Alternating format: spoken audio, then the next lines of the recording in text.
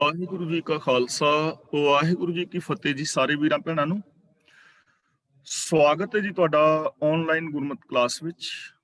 ਜਿਵੇਂ ਆਪ ਸਾਰਿਆਂ ਵੀਰਾਂ ਭੈਣਾਂ ਨੂੰ ਪਤਾ ਹੈ ਕਿ ਅਸੀਂ ਸਾਹਿਬ ਸ੍ਰੀ ਗੁਰੂ ਨਾਨਕ ਪਾਤਸ਼ਾਹ ਜੀ ਦੀ ਪਾਵਨ ਬਾਣੀ ਸਿੱਧ ਗੋਸ਼ਟ ਦੀ ਵਿਚਾਰ ਆਪ ਜੀ ਦੇ ਨਾਲ ਸਾਂਝੀ ਕਰ ਰਹੇ ਹਾਂ। ਕੱਲ ਤੱਕ 39 ਪੌੜੀਆਂ ਦੀ ਵਿਚਾਰ ਸਾਂਝੀ ਹੋ ਚੁੱਕੀ ਸੀ ਤੇ ਅੱਜ 40ਵੀਂ ਪੌੜੀ ਦੀ ਵਿਚਾਰ ਸਾਂਝੀ ਕਰਾਂਗੇ। ਕੱਲ ਲਾਸਟ ਪੰਕਤੀ ਸੀ, ਨਾਨਕ ਸਹਿਜੇ ਸੱਚ ਵਾਪਾਰਾ, ਕਿ ਜੋ ਗੁਰੂ ਦੇ ਦੱਸੇ ਰਾਹਾਂ ਤੇ ਤੁਰਨ ਵਾਲੇ ਨੇ ਉਹ ਆਤਮਕ ਅਡੋਲਤਾ ਦੇ ਅੰਦਰ ਟਿਕ ਕੇ ਸੱਚ ਦਾ ਵਪਾਰ ਕਰਦੇ ਨੇ। ਉਹਨਾਂ ਨੂੰ ਸੰਸਾਰ ਗ੍ਰਸਤ ਤਿਆਗ ਕੇ ਜੰਗਲਾਂ ਵਿੱਚ ਭਟਕਣ ਦੀ ਜ਼ਰੂਰਤ ਨਹੀਂ ਪੈਂਦੀ। ਉਹਨਾਂ ਨੂੰ ਹੋਰ ਕਰਮਕਾਂਡ ਕਰਨ ਦੀ ਲੋੜ ਨਹੀਂ, ਸਗੋਂ ਆਤਮਕ ਅਡੋਲਤਾ ਵਿੱਚ ਟਿਕ ਕੇ ਯਾਨੀ ਮਨ, ਬਚਨ ਔਰ ਕਰਮ ਕਰਕੇ ਸੱਚ ਦਾ ਵਪਾਰ ਕਰਨਾ ਹੈ। ਆਓ ਅਗਲੀ ਜੋ ਵਿਚਾਰ ਹੈ ਉਹ ਆਰੰਭ ਕਰੀਏ। ਗੁਰਮੁਖ ਬੰਧਿਓ ਸੇਤ ਵਿਧਾਤਾ। ਹੁਣ ਇੱਥੇ ਗੁਰਮੁਖ ਬੰਧਿਓ ਸੇਤ ਵਿਧਾਤਾ ਹੈ। ਸੇਤ ਦਾ ਮਤਲਬ ਪੁਲ, ਬੰਧਿਓ ਦਾ ਮਤਲਬ ਬਣਾ ਦਿੱਤਾ, ਵਿਧਾਤਾ ਦਾ ਮਤਲਬ ਪ੍ਰਭੂ ਨੇ। ਗੁਰਮੁਖ ਦਾ ਮਤਲਬ ਗੁਰੂ ਰੂਪ ਪੁਲ, ਗੁਰੂ ਦਾ ਗਿਆਨ ਜਿਹੜਾ ਹੈ। ਅਕਾਲ ਪੁਰਖ ਪ੍ਰਭੂ ਨੇ ਗੁਰੂ ਦਾ ਗਿਆਨ, ਗੁਰੂ ਮਾਨੂੰ ਇੱਕ ਪੁਲ ਬਣਾ ਦਿੱਤਾ ਹੈ ਸੰਸਾਰ ਸਾਗਰ ਤੋਂ ਤਰਨ ਵਾਸਤੇ। ਸੰਸਾਰ ਇੱਕ ਸਾਗਰ ਹੈ, ਯਾਨੀ ਜਿਹੜੇ ਆ ਵਿਕਾਰ ਨੇ ਸੰਸਾਰ ਸਾਗਰ ਬਾਰੇ ਅਸੀਂ ਰੋਜ਼ ਵਿਚਾਰ ਕਰਦੇ ਹਾਂ ਕਿ ਜਿੰਨੇ ਵੀ ਕਾਮ, ਕ੍ਰੋਧ, ਲੋਭ, ਮੋਹ, ਹੰਕਾਰ, ਪਾਪ, ਈਰਖਾ, ਦਵੇਸ਼, ਵੈਰ ਵਿਰੋਧ, ਲੜਾਈ, ਦੰਗੇ, ਫਸਾਦ, ਜਿੰਨੇ ਵੀ ਪਾਪ ਵਿਕਾਰ ਨੇ, ਇਹਨਾਂ ਤੋਂ ਪਾਰ ਤਰਨਾ ਆਮ ਬੰਦਾ ਜਿਹੜਾ ਹੈ ਨਾ ਉਹਦੇ ਵੱਸ ਦੀ ਗੱਲ ਨਹੀਂ ਹੈ। ਆਮ ਬੰਦਾ ਇਹਨਾਂ ਵਿਕਾਰਾਂ ਦੇ ਅੰਦਰ ਡੁੱਬਿਆ ਰਹਿੰਦਾ ਹੈ, ਵਿਕਾਰਾਂ ਦੇ ਅੰਦਰ ਉਹਦੀ ਸੁਰਤ ਡੁੱਬੀ ਰਹਿੰਦੀ ਹੈ। ਹੁਣ ਇਹਨਾਂ ਤੋਂ ਪਾਰ ਕਿਵੇਂ ਹੋਇਆ ਜਾਏ, ਉਸ ਵਾਸਤੇ ਸਾਨੂੰ ਸਾਧਨ ਚਾਹੀਦਾ ਹੈ, ਗਿਆਨ ਚਾਹੀਦਾ ਹੈ, ਨੌਲੇਜ ਚਾਹੀਦੀ ਹੈ। ਤਾਂ ਗੁਰੂ ਨਾਨਕ ਪਾਤਸ਼ਾਹ ਜੀ ਕਹਿ ਰਹੇ ਨੇ ਕਿ ਹੇ ਸਿੱਧ ਪੁਰਸ਼ੋ, ਪ੍ਰਭੂ ਨੇ ਗੁਰੂ ਦਾ ਗਿਆਨ ਰੂਪ ਪੁਲ ਬਣਾ ਦਿੱਤਾ ਹੈ। ਯਾਨੀ ਗੁਰੂ ਦੇ ਗਿਆਨ ਰਾਹੀਂ ਤੁਸੀਂ ਇਸ ਸੰਸਾਰ ਸਾਗਰ ਤੋਂ ਪਾਰ ਉਤਰ ਸਕਦੇ ਹੋ। ਗੁਰੂ ਜੀ ਸਾਨੂੰ ਜੀਵਨ ਦਾ ਇੱਕ ਢੰਗ ਦਿੰਦੇ ਨੇ, ਵੇ ਆਫ ਲਾਈਫ ਦਿੰਦੇ ਨੇ। ਗੁਰੂ ਦੀ ਫਿਲਾਸਫੀ, ਗੁਰੂ ਦੀ ਵਿਚਾਰਧਾਰਾ, ਗੁਰੂ ਦਾ ਜੋ ਗਿਆਨ ਹੈ, ਇਸ ਗਿਆਨ ਰਾਹੀਂ ਜ਼ਿੰਦਗੀ ਜੀ ਕੇ ਵਿਕਾਰਾਂ ਤੋਂ ਬਚਿਆ ਜਾ ਸਕਦਾ ਹੈ, ਸੰਸਾਰ ਦੇ ਵਿੱਚ ਰਹਿੰਦਿਆਂ ਨਿਰਲੇਪ ਰਿਹਾ ਜਾ ਸਕਦਾ ਹੈ। ਇਸ ਲਈ ਸੰਸਾਰ ਨੂੰ ਤਿਆਗਣ ਦੀ ਲੋੜ ਨਹੀਂ ਹੈ, ਇਹਦੇ ਵਾਸਤੇ ਮਾਲਾ ਫੇਰਨ ਦੀ ਜ਼ਰੂਰਤ ਨਹੀਂ ਹੈ, ਇਹਦੇ ਵਾਸਤੇ ਕੰਨ ਪੜਵਾਉਣ ਦੀ ਲੋੜ ਨਹੀਂ, ਗ੍ਰਸਤ ਨੂੰ ਤਿਆਗਣ ਦੀ ਲੋੜ ਨਹੀਂ, ਸਗੋਂ ਗੁਰੂ ਦੇ ਗਿਆਨ ਮੁਤਾਬਕ ਜ਼ਿੰਦਗੀ ਜੀਣ ਦੀ ਜ਼ਰੂਰਤ ਹੈ। ਜੋ ਗੁਰੂ ਗਿਆਨ ਰਾਹੀਂ ਜ਼ਿੰਦਗੀ ਜੀਵੇਗਾ ਉਹ ਸੱਚ ਨੂੰ ਪਛਾਣੇਗਾ, ਸੱਚ ਦੇ ਰਾਹਾਂ ਤੇ ਤੁਰੇਗਾ। ਇਸ ਪੁਲ ਰਾਹੀਂ, ਗਿਆਨ ਦੇ ਪੁਲ ਰਾਹੀਂ ਸੰਸਾਰ ਸਾਗਰ ਤੋਂ ਪਾਰ ਉਤਰਿਆ ਜਾ ਸਕਦਾ ਹੈ। ਲੰਕਾ ਲੂਟੀ ਦੈਤ ਸੰਤਾਪੈ। ਇੱਥੇ ਹੁਣ ਕਈ ਵਾਰੀ ਇੱਥੇ ਦੈਤ ਜਿਹੜਾ ਸ਼ਬਦ ਹੈ ਨਾ, ਇਹਨੂੰ ਪੜ੍ਹਨਾ ਹੈ ਦੈਂਤ।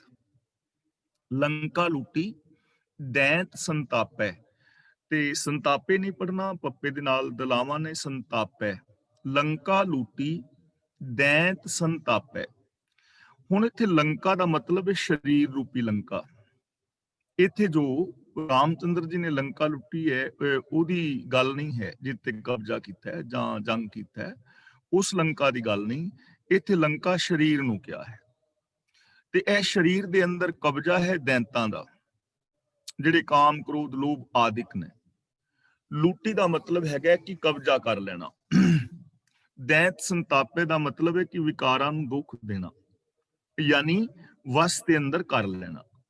ਤਾਂ ਗੁਰੂ ਪਾਤਸ਼ਾਹ ਜੀ ਕਹਿੰਦੇ ਨੇ, ਗੁਰੂ ਦੇ ਗਿਆਨ ਰਾਹੀਂ ਜਿਨ੍ਹਾਂ ਨੇ ਗੁਰੂ ਦੇ ਗਿਆਨ ਮੁਤਾਬਕ ਜ਼ਿੰਦਗੀ ਜੀਵੀ, ਉਹਨਾਂ ਨੇ ਕਾਮ, ਕ੍ਰੋਧ ਆਦਿਕ ਜੋ ਦੁੱਖ ਦੇਣ ਵਾਲੇ ਨੇ, ਉਹਨਾਂ ਨੂੰ ਕਾਬੂ ਕਰ ਲਿਆ ਔਰ ਇਸ ਸਰੀਰ ਕਿਲੇ ਤੇ ਕਬਜ਼ਾ ਕਰ ਲਿਆ। ਸਰੀਰ ਇੱਕ ਕਿਲੇ ਦੀ ਤਰ੍ਹਾਂ ਹੈ, ਮਨ ਇਹਦੇ ਵਿੱਚ ਰਾਜਾ ਬਾਦਸ਼ਾਹ ਬਣਿਆ ਬੈਠਾ ਹੈ, ਤੇ ਕਾਮ ਆਦਿਕ ਜੋ ਕ੍ਰੋਧ ਆਦਿਕ ਨੇ, ਇਹ ਸਾਨੂੰ ਸੰਤਾਪ ਦੇ ਰਹੇ ਨੇ।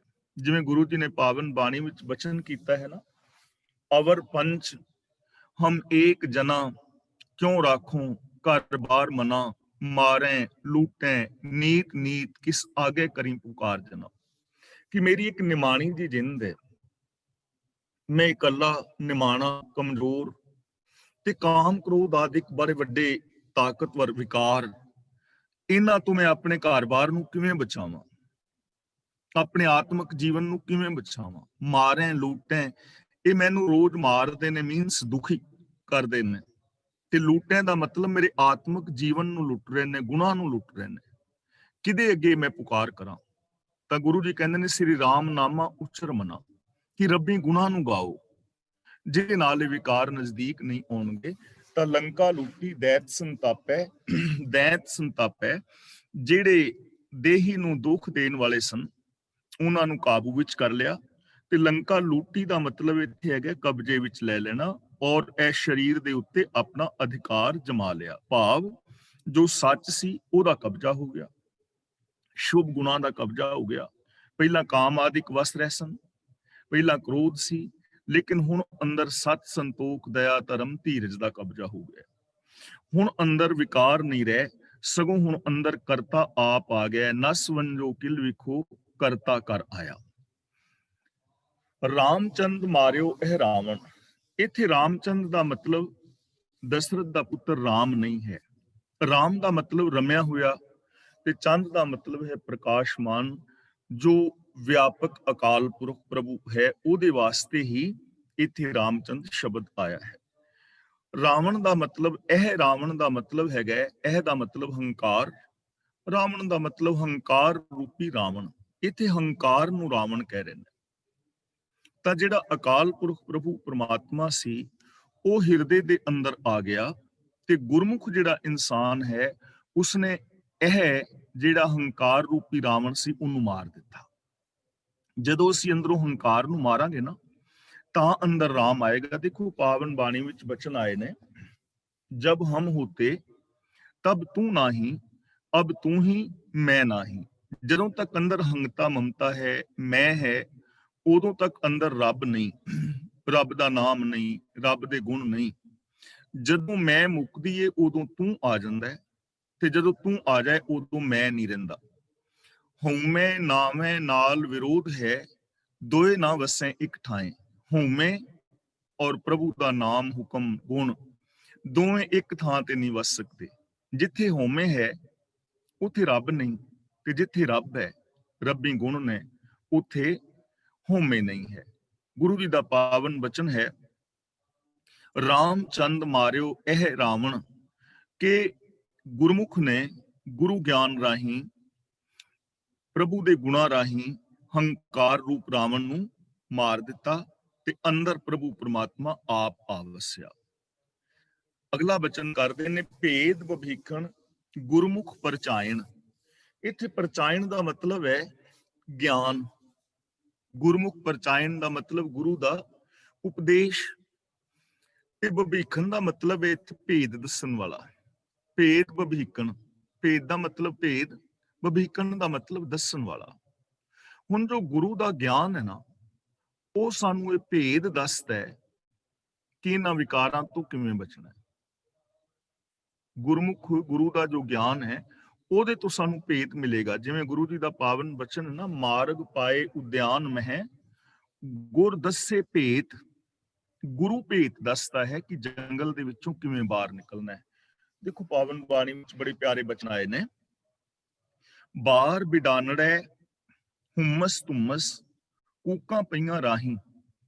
ਜਦੋਂ ਕੋਈ ਬਿਗਾਨੇ ਜੰਗਲ ਦੇ ਅੰਦਰ ਫਸ ਜਾਏ ਨਾ, ਜਿਹੜਾ ਜੰਗਲ ਆਪਣੇ ਇਲਾਕੇ ਦਾ ਨਹੀਂ, ਆਪਣੇ ਇਲਾਕੇ ਦੇ ਜੰਗਲ ਦੇ ਰਾਹਾਂ ਦਾ ਫੇਰ ਵੀ ਬੰਦੇ ਨੂੰ ਥੋੜਾ ਬਹੁਤਾ ਪਤਾ ਹੁੰਦਾ ਹੈ, ਪਰ ਬਿਗਾਨਾ ਦੇਸ਼ ਜਿੱਥੇ ਵੈਸੀ ਰਾਹ ਦਾ ਨਹੀਂ ਪਤਾ, ਤੇ ਬਿਗਾਨੇ ਦੇਸ਼ ਦਾ ਵੀ ਜੰਗਲ, ਤੇ ਉਸ ਜੰਗਲ ਦੇ ਅੰਦਰ ਜਾਏ ਕੋਈ ਭਟਕ, ਜਿੱਥੇ ਗਰਮੀ ਵੀ ਪੈ ਰਹੀ ਹੋਵੇ, ਬਰਸਾਤ ਆਦਿ ਪੈ ਕੇ ਹਟੀ ਹੋਵੇ, ਗਰਮੀ ਪੈ ਰਹੀ ਹੋਵੇ, ਹੁਮਸ ਹੋਵੇ, ਜੰਗਲੀ ਜਾਨਵਰਾਂ ਦਾ ਖਤਰਾ ਵੀ ਹੋਵੇ, ਚੋਰ ਲੁਟੇਰਿਆਂ ਦਾ ਵੀ ਖਤਰਾ ਹੋਵੇ, ਬੰਦਾ ਭੁੱਖਾ ਪਿਆਸਾ ਵੀ ਹੋਵੇ, ਤਾਂ ਉਹ ਐਸੇ ਮੁਸਾਫਿਰ ਦੀਆਂ ਚੀਕਾਂ ਨਿਕਲ ਜਾਂਦੀਆਂ ਨੇ, ਡਾਡਾਂ ਨਿਕਲ ਜਾਂਦੀਆਂ ਨੇ।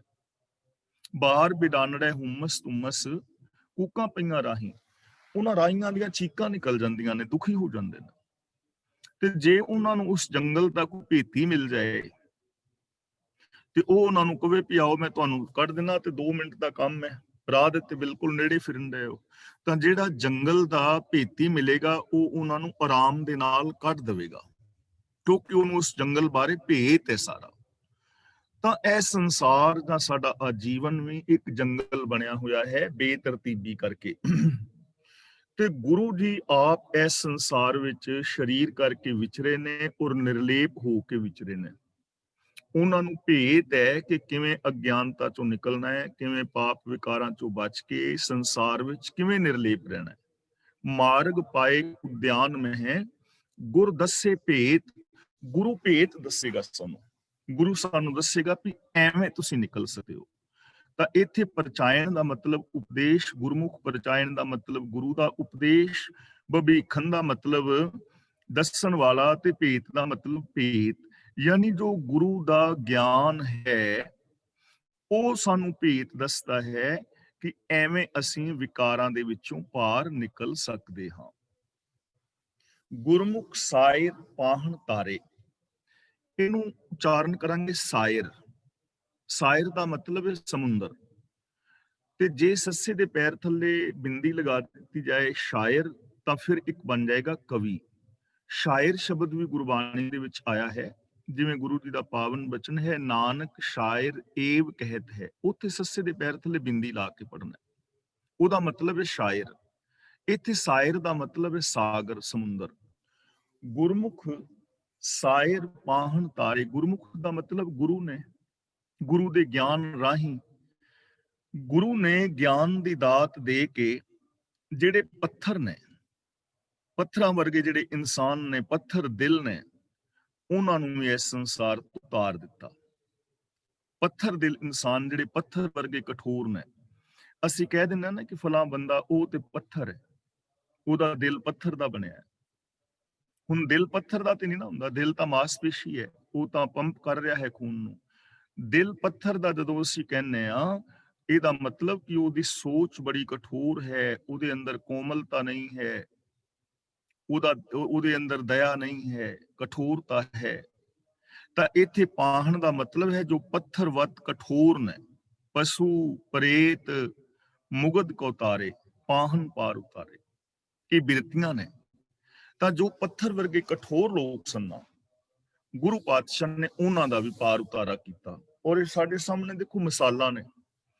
ਸ਼ੇਖ ਸੱਜਣ ਕਿੰਨਾ ਕਠੋਰ ਹਿਰਦਾ ਸੀ ਨਾ, ਆਏ ਗਏ ਮੁਸਾਫਰਾਂ ਨੂੰ ਲੁੱਟਣਾ, ਉਹਨਾਂ ਨੂੰ ਕਤਲ ਕਰ ਦੇਣਾ, ਲਾਸ਼ਾਂ ਖੁਰਦ-ਬੁਰਦ ਕਰ ਦੇਣੀਆਂ, ਇੰਨਾ ਕਠੋਰ ਹਿਰਦਾ। ਕੌਡਾ ਭੀਲ ਹੈ, ਕਿੰਨਾ ਕਠੋਰ ਹਿਰਦਾ ਹੋਏਗਾ, ਲੋਕਾਂ ਨੂੰ ਤੇਲ ਦੇ ਕੜਾਏ ਵਿੱਚ ਤਲ-ਤਲ ਕੇ ਮਾਰਨਾ। ਭੂਮੀਆਂ ਚੋਰ ਹੈ, ਲੋਕਾਂ ਦੀਆਂ ਚੋਰੀਆਂ ਕਰਨੀਆਂ। ਤਾਂ ਕਿੰਨੇ ਕਠੋਰ ਦਿਲ ਸਨ, ਉਹਨਾਂ ਨੂੰ ਹੀ ਪੱਥਰ ਕਹਿੰਦੇ ਨੇ, ਉਹਨਾਂ ਦਾ ਪਾਰ ਉਤਾਰਾ ਹੋ ਗਿਆ। ਅੱਜ ਦੇ ਇਸ ਯੁੱਗ ਵਿੱਚ ਵੀ ਪੱਥਰ ਦਿਲ ਇਨਸਾਨ ਆਪ ਨੂੰ ਮਿਲ ਜਾਣਗੇ।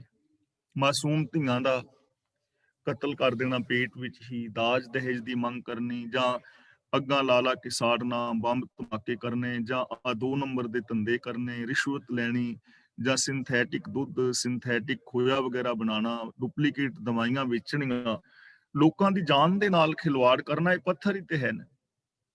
ਤਾਂ ਗੁਰੂ ਦੇ ਗਿਆਨ ਰਾਹੀਂ ਗੁਰੂ ਨੇ ਜਿਹੜਾ ਹੈ ਪੱਥਰਵਤ ਇਨਸਾਨਾਂ ਨੂੰ ਵੀ ਤਾਰਿਆ ਹੈ, ਸੰਸਾਰ ਦੇ ਅੰਦਰ ਜੀਵਨ ਦਾ ਨਵਾਂ ਰਾਸਤਾ ਦਿੱਤਾ ਹੈ। ਇਸ ਲਈ ਇਹ ਸਿੱਧ ਜਨੋ, ਸੰਸਾਰ ਨੂੰ ਤਿਆਗਣ ਦੀ ਲੋੜ ਨਹੀਂ, ਸਗੋਂ ਸੰਸਾਰ ਵਿੱਚ ਰਹਿੰਦਿਆਂ ਹੋਇਆਂ ਗੁਰੂ ਦੇ ਗਿਆਨ ਮੁਤਾਬਕ ਜ਼ਿੰਦਗੀ ਜੀਣ ਦੀ ਲੋੜ ਹੈ। ਗੁਰਮੁਖ ਕੋਟ 33 ਉਧਾਰੇ, ਇੱਥੇ ਕੋਟ 33 ਦਾ ਮਤਲਬ ਹੈ ਕਿ ਅਨੇਕਾਂ, ਅਣਗਿਣਤ। 33 ਕਰੋੜ ਇੱਥੇ ਸ਼ਬਦ ਮੁਹਾਵਰੇ ਵਜੋਂ ਵਰਤਿਆ ਹੈ। ਜਿਵੇਂ ਅਸੀਂ ਕਹਿ ਦਿੰਦੇ ਨਾ, ਤੇਰੇ ਵਰਗੇ 36 ਵੇਖੇ ਨੇ। ਹੁਣ 36 ਦਾ ਮਤਲਬ ਇਹ ਨਹੀਂ ਕਿ ਤੇਰੇ ਵਰਗੇ 35 ਨਹੀਂ, 35 ਵੀ ਨਹੀਂ ਤੇ 37 ਵੀ ਨਹੀਂ। 36 ਇੱਕ ਮੁਹਾਵਰਾ ਹੈ ਕਿ ਤੇਰੇ ਵਰਗੇ ਬੜੇ ਵੇਖੇ ਨੇ ਦਾ ਮਤਲਬ ਕਿ ਤੇਰੀ ਕੋਈ ਵੈਲਿਊ ਨਹੀਂ ਹੈ, ਬਹੁਤ ਸਾਰੇ ਵੇਖੇ ਨੇ। 36 ਦਾ ਮਤਲਬ ਬਹੁਤ ਸਾਰੇ। ਇੱਥੇ ਕੋਟ 33 ਦਾ ਮਤਲਬ ਹੈ ਅਣਗਿਣਤ, ਅਣਗਿਣਤ ਲੁਕਾਈ। ਤਾਂ ਗੁਰੂ ਜੀ ਕਹਿੰਦੇ ਨੇ ਗੁਰਮੁਖ ਕੋਟ 33 ਉਧਾਰੇ, ਗੁਰੂ ਦੇ ਰਾਹੀਂ ਅਨੇਕਾਂ ਬੇਅੰਤ ਜੀਵ ਤਰੇ ਨੇ, ਵਿਕਾਰਾਂ ਤੋਂ ਬਚੇ ਨੇ। ਇੱਥੇ 33 ਕਰੋੜ ਦੇਵਤਿਆਂ ਦੀ ਗੱਲ ਨਹੀਂ ਹੈ ਕਿ ਗੁਰੂ ਜੀ ਨੇ ਉਹ 33 ਕਰੋੜ ਦੇਵਤੇ ਤਾਰੇ ਨੇ। ਇੱਥੇ 33 ਕਰੋੜ ਦਾ ਮਤਲਬ ਹੈ ਬਹੁ ਗਿਣਤੀ, ਨੇਕ ਬੰਦਾ, ਅਣਗਿਣਤ ਇਨਸਾਨਾਂ ਦਾ ਪਾਰ ਉਤਾਰਾ ਕਰ ਦਿੰਦਾ ਹੈ। ਜੋ ਗੁਰੂ ਦੇ ਦੱਸੇ ਰਾਹਾਂ ਤੇ ਤੁਰਦੇ ਨੇ, ਉਹ ਅਨੇਕਾਂ ਲੋਕ ਤਰ ਜਾਂਦੇ ਨੇ। ਤਾਂ ਗੁਰੂ ਦੇ ਗਿਆਨ ਰਾਹੀਂ ਅਨੇਕਾਂ ਲੋਕਾਂ ਦਾ ਪਾਰ ਉਤਾਰਾ ਹੋਇਆ ਹੈ। ਗੁਰਮੁਖ ਚੂਕੈ ਆਵਣ ਜਾਣ। ਹੁਣ ਆਵਣ ਜਾਣ ਜਾਂ ਆਵਾਗਮਨ, ਇਹਦਾ ਮੀਨਿੰਗ ਆਪਾਂ ਵਿਚਾਰਿਆ ਸੀ ਨਾ, ਜਦੋਂ ਆਪ ਬੋਲੋਗੇ ਤੇ ਮੈਨੂੰ ਪਤਾ ਲੱਗ ਜਾਏਗਾ। ਆਵਾਗਮਨ ਦਾ ਮਤਲਬ ਭਟਕਣਾ। ਗੁਰਮੁਖ ਚੂਕੈ ਆਵਣ ਜਾਣ, ਆਵਣ ਜਾਣ ਦਾ ਮਤਲਬ ਹੈ ਭਟਕਣਾ। ਕਿ ਗੁਰੂ ਦੇ ਗਿਆਨ ਰਾਹੀਂ, ਗੁਰੂ ਦੇ ਦੱਸੇ ਰਾਹਾਂ ਤੇ ਤੁਰਿਆ ਬੰਦੇ ਦੀ ਭਟਕਣਾ ਮੁੱਕ ਜਾਂਦੀ ਹੈ, ਬੰਦੇ ਦਾ ਮਨ ਭਟਕਦਾ ਨਹੀਂ ਹੈ। ਹੁਣ ਆਮ ਜੋ ਇਨਸਾਨ ਹੈ, ਇਹਦੀ ਪ੍ਰੋਬਲਮ ਇਹ ਹੈ ਕਿ ਇਹਦਾ ਮਨ ਇੱਕ ਥਾਂ ਤੇ ਟਿਕਦਾ ਨਹੀਂ, ਸੱਚ ਦੇ ਉੱਤੇ ਟਿਕਦਾ ਨਹੀਂ। ਮਨ ਡੋਲ ਜਾਂਦਾ ਨਾ, ਅਸੀਂ ਨਿੱਕੇ ਨਿੱਕੇ ਝੂਠ ਬੋਲ ਦਿੰਦੇ ਆ, ਅਸੀਂ ਕਹਿੰਦੇ ਆ ਕਿ ਸਾਨੂੰ ਪ੍ਰੇਮ ਦੇ ਨਾਲ ਰਹਿਣਾ ਚਾਹੀਦਾ ਹੈ, ਪਰ ਫਿਰ ਸਾਡੇ ਅੰਦਰ ਇੱਕ ਦੂਜੇ ਵਾਸਤੇ ਜੈਲਸੀ ਪੈਦਾ ਹੋ ਜਾਂਦੀ ਹੈ। ਮਨ ਡੋਲ ਗਿਆ ਨਾ, ਭਟਕ ਗਿਆ। ਸਾਡਾ ਜੀ ਕਰਦਾ ਹੈ ਕਿ ਹਰ ਇੱਕ ਦੇ ਨਾਲ ਨਿਮਰਤਾ ਦੇ ਨਾਲ ਬੋਲਣਾ ਚਾਹੀਦਾ ਹੈ। ਗੁਰੂ ਜੀ ਸਾਨੂੰ ਕਹਿੰਦੇ ਨੇ ਹੰਕਾਰ ਨਾ ਕਰੋ। ਗੁਰੂ ਜੀ ਸਾਨੂੰ ਕਹਿੰਦੇ ਨੇ ਨਿਮਰਤਾ ਵਿੱਚ ਰਹੋਗੇ ਤਾਂ ਰੱਬ ਦੇ ਨਾਲ ਮਿਲ ਜਾਓਗੇ। ਜਿਵੇਂ ਅਸੀਂ ਭਗਤ ਕਬੀਰ ਜੀ ਦੇ ਸ਼ਲੋਕ ਸੁਣਦੇ ਆ ਨਾ, ਕਬੀਰ ਰੋੜਾ ਹੋਏ ਰੋ ਬਾਟ ਕਾ, ਤਜ ਮਨ ਕਾ ਅਭਿਮਾਨ, ਐਸਾ ਕੋਈ ਦਾਸ ਹੋਏ ਤਾਹੇ ਮਿਲੇ ਭਗਵਾਨ। ਕਬੀਰ ਜੀ ਕਹਿੰਦੇ ਨੇ ਆਪਣੇ ਮਨ ਦਾ ਹੰਕਾਰ ਛੱਡ, ਕਿਸ ਦੇ ਰਾਸਤੇ ਦੀ ਚੱਟਾਨ ਨਾ ਬਣ, ਪਹਾੜ ਨਾ ਬਣ, ਨਿੱਕਾ ਜਿਹਾ ਰੋੜਾ ਬਣ ਜਾ। ਮਨ ਦਾ ਹੰਕਾਰ ਛੱਡ ਦੇ, ਐਸੇ ਇਨਸਾਨ ਨੂੰ ਰੱਬ ਮਿਲ ਜਾਂਦਾ ਹੈ। ਤੇ ਫਿਰ ਆਪ ਕਹਿੰਦੇ ਨੇ ਵੀ ਰੋੜੇ ਵਿੱਚ ਕਮੀ ਹੈ ਥੋੜੀ ਜੀ, ਹੈ ਤਾਂ ਨਿੱਕਾ, ਹੰਕਾਰ ਤਾਂ ਛੱਡ ਦਿੱਤਾ ਹੈ, ਪਰ ਕਠੋਰਤਾ ਅੰਦਰੋਂ ਨਹੀਂ ਗਈ, ਕਠੋਰ ਹੈ। ਕਬੀਰ ਰੋੜਾ ਹੁਆ ਤੋ ਕਿਆ ਪਿਆ, ਪੰਥੀ ਕੋ ਦੁੱਖ ਦੇ, ਆਏ ਗਏ ਨੂੰ ਠੁੱਡਾ ਵੱਜੇਗਾ ਤੇ ਠੁੱਡਾ ਵੱਜਣ ਦੇ ਨਾਲ ਫਿਰ ਪੈਰ ਫੱਟਿਆ ਜਾਏਗਾ। ਇਸ ਲਈ ਆਣ ਜਾਣ ਵਾਲੇ ਨੂੰ ਦੁੱਖ ਹੋਏਗਾ। ਇਸ ਲਈ ਰੋੜਾ ਵੀ ਠੀਕ ਨਹੀਂ ਹੈ। ਇਸ ਕਠੋਰਤਾ ਨੂੰ ਵੀ ਛੱਡ, ਹਰ ਜਨ ਐਸਾ ਚਾਹੀਏ ਜਿਉਂ ਧਰਨੀ ਮੈਂ ਖੇ। ਖੇ ਦਾ ਮਤਲਬ ਜਿਵੇਂ ਮਿੱਟੀ ਹੁੰਦੀ ਹੈ, ਤਾਂ ਮਿੱਟੀ ਤੇ ਤੁਰਿਆ ਸੱਟ ਨਹੀਂ ਲੱਗਦੀ, ਪੈਰਾਂ ਨੂੰ ਠੁੱਡਾ ਨਹੀਂ ਲੱਗਦਾ, ਪੈਰਾਂ ਨੂੰ ਚੋਟ ਨਹੀਂ ਲੱਗੇਗੀ। ਇਸ ਲਈ ਆਪਣੇ ਹੰਕਾਰ ਨੂੰ ਔਰ ਕਠੋਰਤਾ ਨੂੰ ਵੀ ਤਿਆਗ। ਪਰ ਮਿੱਟੀ ਦੇ ਵਿੱਚ ਇੱਕ ਕਮੀ ਹੋਰ ਰਹਿ ਜਾਂਦੀ ਹੈ। ਮਿੱਟੀ ਉਦੋਂ ਤੱਕ ਪੈਰਾਂ ਵਿੱਚ ਜਦੋਂ ਤੱਕ ਹਵਾ ਨਹੀਂ ਮਿਲਦੀ। ਜਦੋਂ ਥੋੜੀ ਜਿਹੀ ਹਵਾ ਮਿਲਦੀ ਹੈ ਤੇ ਮਿੱਟੀ ਉੱਡ ਕੇ ਕੱਪੜਿਆਂ ਤੇ ਪੈਂਦੀ ਹੈ, ਸਰੀਰ ਤੇ ਪੈਂਦੀ ਹੈ, ਸਰੀਰ ਨੂੰ, ਕੱਪੜਿਆਂ ਨੂੰ ਗੰਦਾ ਕਰਦੀ ਹੈ ਨਾ, ਮੈਲ ਲਾਂਦੀ ਹੈ। ਕਬੀਰ ਖੇਹ ਹੋਈ ਤੋ ਕਿਆ ਪਿਆ, ਜੋ ਉੱਡ ਲਾਗੇ। ਹਰ ਜਨ ਐਸਾ ਚਾਹੀਏ ਜਿਉਂ ਪਾਣੀ ਸਰਬੰਗ। ਹੋਰ ਤੇਰੇ ਅੰਦਰ ਚਾਹੀਦਾ ਹੈ ਕਿ ਤੂੰ ਕਿਸੇ ਨੂੰ ਮੈਲਾ ਨਾ ਕਰੇ, ਕਿਸੇ ਦੀ ਦਾਗ ਧੱਬਾ ਨਾ ਲਾਏ, ਕਿਸੇ ਨੂੰ ਦੁੱਖ ਨਾ ਹੋਵੇ ਇੰਨਾ ਵੀ ਕਿ ਤੇਰੇ ਕਰਕੇ ਕਿਸੇ ਨੂੰ ਪਰੇਸ਼ਾਨੀ ਹੋਏ। ਇਸ ਲਈ ਹਰੀ ਦਾ ਜਨ ਜਿਹੜਾ ਪਾਣੀ ਵਰਗਾ ਚਾਹੀਦਾ। ਪਾਣੀ ਸਗੋਂ ਮਿੱਟੀ ਨੂੰ ਸਾਫ਼ ਕਰਦਾ ਹੈ। ਪਾਣੀ ਦੇ ਵਿੱਚ ਨਿਮਰਤਾ ਹੁੰਦੀ ਹੈ, ਪਾਣੀ ਨੀਵੇਂ ਪਾਸੇ ਤੁਰਦਾ ਹੈ। ਪਰ ਭਗਤ ਕਬੀਰ ਜੀ ਕਹਿੰਦੇ ਨੇ ਹਾਲੇ ਵੀ ਨਾ ਇੱਕ ਕਮੀ ਰਹਿ ਗਈ ਹੈ ਥੋੜੀ ਜੀ। ਠੀਕ ਹੈ, ਪਾਣੀ ਨਾਲ ਠੁੱਡਾ ਵੀ ਨਹੀਂ ਲੱਗਦਾ, ਪਾਣੀ ਦੇ ਨਾਲ ਮਿੱਟੀ ਵੀ ਸਗੋਂ ਲਹਿ ਜਾਂਦੀ ਹੈ, ਪਾਣੀ ਸ਼ੀਤਲ ਵੀ ਹੈ, ਨੀਵੇਂ ਪਾਸੇ ਵੀ ਤੁਰਦਾ ਹੈ। ਪਰ ਪਾਣੀ ਜਿਹੜਾ ਹੈ ਹਾਲਾਤ ਮੁਤਾਬਕ ਬਦਲ ਜਾਂਦਾ ਹੈ। ਕਬੀਰ ਪਾਣੀ ਹੁਆ ਤੋ ਕਿਆ ਪਿਆ, ਸੀਰਾ ਤਾਤਾ ਹੋਏ। ਜੇ ਇਹਨੂੰ ਧੁੱਪੇ ਰੱਖੀਏ ਗਰਮ ਹੋ ਜਾਂਦਾ ਹੈ, ਛਾਵੇਂ ਰੱਖੀਏ ਠੰਡਾ ਹੋ ਜਾਂਦਾ ਹੈ। ਸੁਭਾਅ ਵਿੱਚ ਸਥਿਰਤਾ ਨਹੀਂ ਹੈ ਨਾ, ਕਦੇ ਠੰਡਾ ਹੋ ਗਿਆ, ਕਦੇ ਗਰਮ ਹੋ ਗਿਆ।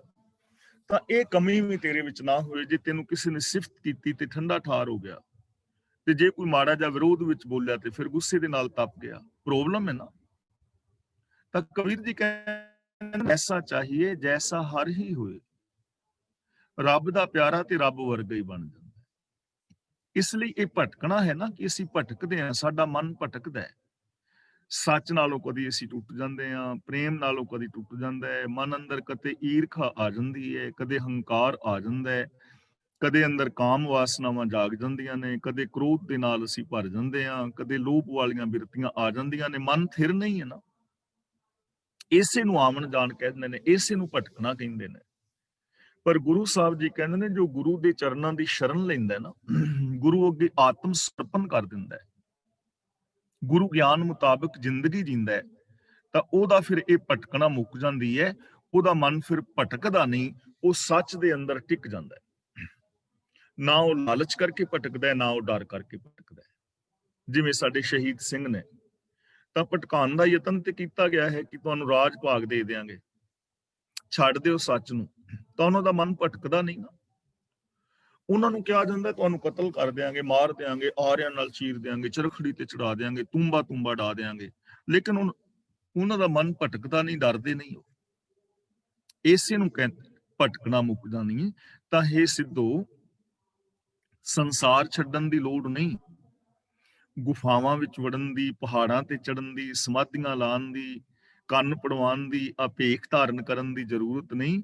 ਗੁਰੂ ਦੇ ਗਿਆਨ ਦੀ ਜ਼ਰੂਰਤ ਹੈ, ਕਾਮਨ ਸੈਂਸ ਦੀ ਲੋੜ ਹੈ, ਵਿਵੇਕ ਬੁੱਧ ਦੀ ਜ਼ਰੂਰਤ ਹੈ। ਇਸ ਲਈ ਜੋ ਗੁਰੂ ਦੇ ਦੱਸੇ ਰਾਹਾਂ ਤੇ ਤੁਰਨ ਵਾਲੇ ਨੇ, ਉਹਨਾਂ ਦੀ ਜ਼ਿੰਦਗੀ ਦੀ ਭਟਕਣਾ ਮੁੱਕ ਜਾਂਦੀ ਹੈ।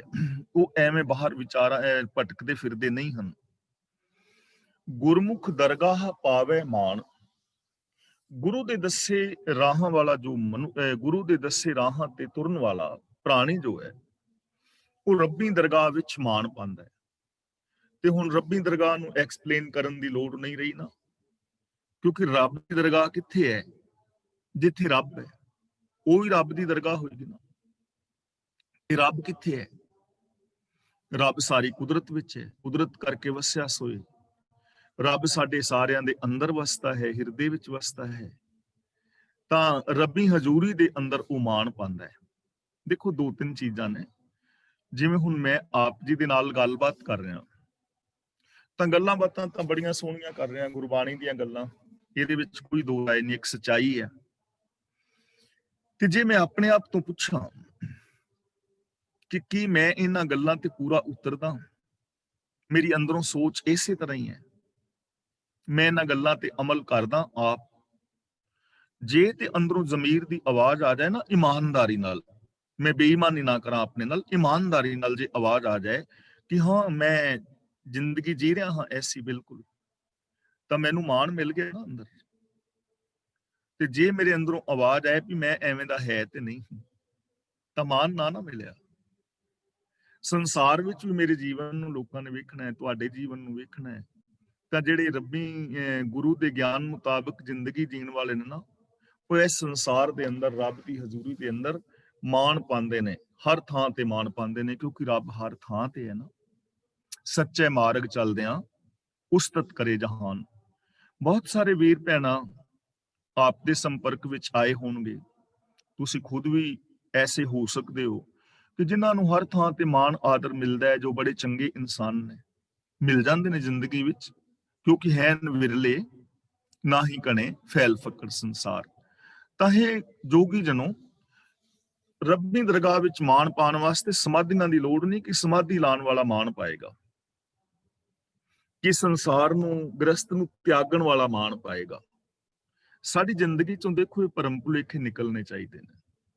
ਅਸੀਂ ਇਹੀ ਸਮਝਦੇ ਹਾਂ ਕਿ ਸ਼ਾਇਦ ਤਿਆਗੀ ਹੀ ਮਾਣ ਪਾਣਗੇ ਜੀ, ਸਮਾਧੀਆਂ ਲਾਉਣ ਵਾਲੇ ਮਾਣ ਪਾਣਗੇ, ਜਾਂ ਜਿਨ੍ਹਾਂ ਦੇ ਵਿਸ਼ੇਸ਼ ਕਿਸਮ ਦੇ ਪਹਿਨਾਵੇ ਨੇ ਉਹ ਮਾਣ ਪਾਣਗੇ। ਨਾ, ਰੱਬੀ ਦਰਗਾਹ ਵਿੱਚ ਮਾਣ ਉਹ ਪਾਏਗਾ ਜੋ ਗੁਰੂ ਦੇ ਗਿਆਨ ਮੁਤਾਬਕ ਜ਼ਿੰਦਗੀ ਜੀਂਦਾ ਹੈ, ਜੋ ਆਪਾਂ ਪਿੱਛੇ ਇਸ ਪਾਵਨ ਬਾਣੀ ਦੇ ਵਿੱਚ ਵਿਚਾਰਿਆ। ਗੁਰਮੁਖ ਖੋਟੇ ਖਰੇ ਪਛਾਣ।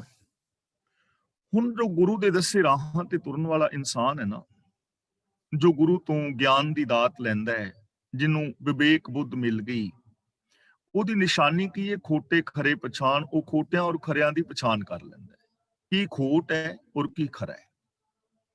ਦੇਖੋ, ਇਸ ਦੁਨੀਆ ਦੇ ਵਿੱਚ ਅਸੀਂ ਦੇਖਦੇ ਹਾਂ, ਲੋਕ ਡੁਪਲੀਕੇਟ ਕਰੰਸੀ ਬਣਾ ਲੈਂਦੇ ਨੇ, ਤੇ ਡੁਪਲੀਕੇਟ ਕਰੰਸੀ ਦਾ ਕਾਗਜ਼ ਵੀ ਉਨਾ ਹੀ ਹੁੰਦਾ ਹੈ, ਜੋ ਕੁਛ ਆਮ ਨੋਟ ਤੇ ਲਿਖਿਆ ਹੈ, ਲਿਖਿਆ ਵੀ ਉਹਦੇ ਉੱਤੇ ਹੀ ਹੁੰਦਾ ਹੈ। ਤੇ ਆਮ ਬੰਦਾ ਜਿਹੜਾ ਨਾ, ਉਹ ਵਿਚਾਰਾ ਨਹੀਂ ਪਛਾਣ ਪਾਉਂਦਾ, ਉਹ ਨਹੀਂ ਪਛਾਣ ਪਾਉਂਦਾ। ਤੇ ਜਦੋਂ ਉਹ ਪਾਰਖੂ ਦੀ ਦ੍ਰਿਸ਼ਟੀ ਵਿੱਚ ਜਾਂਦੀ ਹੈ, ਤਾਂ ਹੁਣ ਬੈਂਕਾਂ ਵਿੱਚ ਜਾਈਏ, ਉਹ ਪੈਨ ਜਿਹਾ ਲਾ ਕੇ ਵਹਿੰਦੇ ਨੇ ਨਾ 20 ਦੇ ਨੋਟ ਤੇ, ਜੇ ਕਈ ਵਾਰ ਡੁਪਲੀਕੇਟ ਹੋਏ ਤੇ ਨਹੀਂ ਲੈਣਗੇ ਉਹ। ਤੇ ਖਰੇ ਨੂੰ ਖਜ਼ਾਨੇ ਵਿੱਚ ਪਾ ਲਿਆ ਜਾਂਦਾ, ਡੁਪਲੀਕੇਟ ਨੂੰ ਨਹੀਂ। ਡੁਪਲੀਕੇਟ ਕਰੰਸੀ ਜਿੰਨੀ ਮਰਜ਼ੀ ਲਈ ਫਿਰੋ, ਉਹ ਚੱਲੇਗੀ ਨਹੀਂ। ਇਸੇ ਤਰ੍ਹਾਂ ਇਸ ਦੁਨੀਆ ਦੇ ਅੰਦਰ ਵੀ ਕੁਝ ਲੋਕ ਖਰੇ ਨੇ, ਕੁਝ ਡੁਪਲੀਕੇਟ ਨੇ। ਖਰੇ ਉਹ ਨੇ ਜੋ ਅੰਦਰੋਂ ਬਾਹਰੋਂ ਇੱਕ ਨੇ, ਜੋ ਕਥਨੀ ਕਰਨੀ ਦੇ ਪੂਰੇ ਨੇ। ਜਿਹੜੇ ਕਥਨੀ ਔਰ ਕਰਨੀ ਦੇ ਪੂਰੇ ਨਹੀਂ, ਕਹਿੰਦੇ ਕੁਝ ਹੋਰ ਨੇ, ਕਰਦੇ ਕੁਝ ਹੋਰ ਨੇ, ਉਹ ਨੇ ਖੋਟੇ। ਤੇ ਖਰੇ ਖਜ਼ਾਨੇ ਵਿੱਚ ਪੈ ਜਾਂਦੇ ਨੇ, ਖੋਟਿਆਂ ਨੂੰ ਬਾਹਰ ਸੁੱਟ ਦਿੱਤਾ ਜਾਂਦਾ ਹੈ। ਖਰੇ ਖਜ਼ਾਨੇ ਪਾਈ ਹੈ, ਖੋਟੇ ਸੱਟੀਆਂ ਬਾਹਰ। ਹੁਣ ਖਜ਼ਾਨਾ ਕਿਹੜਾ ਹੈ, ਉਹ ਅੰਤਰਾਤਮੇ ਸੱਚ ਦੇ ਨਾਲ ਟਿਕ ਜਾਂਦੇ ਨੇ, ਉਹਨਾਂ ਦੀ ਸੁਰਤ ਸੱਚ ਵਿੱਚ ਮਿਲ ਜਾਂਦੀ ਹੈ। ਤੇ ਜਿਹੜੇ ਗੁਰਮਤਿ ਆਸ਼ੇ ਅਨੁਸਾਰ ਮਨ ਬਚਨ ਕਰਮ ਦੇ ਧਾਰਨੀ ਨਹੀਂ ਹਨ, ਉਹ ਬਾਹਰ ਭਟਕਦੇ ਫਿਰਦੇ ਨੇ।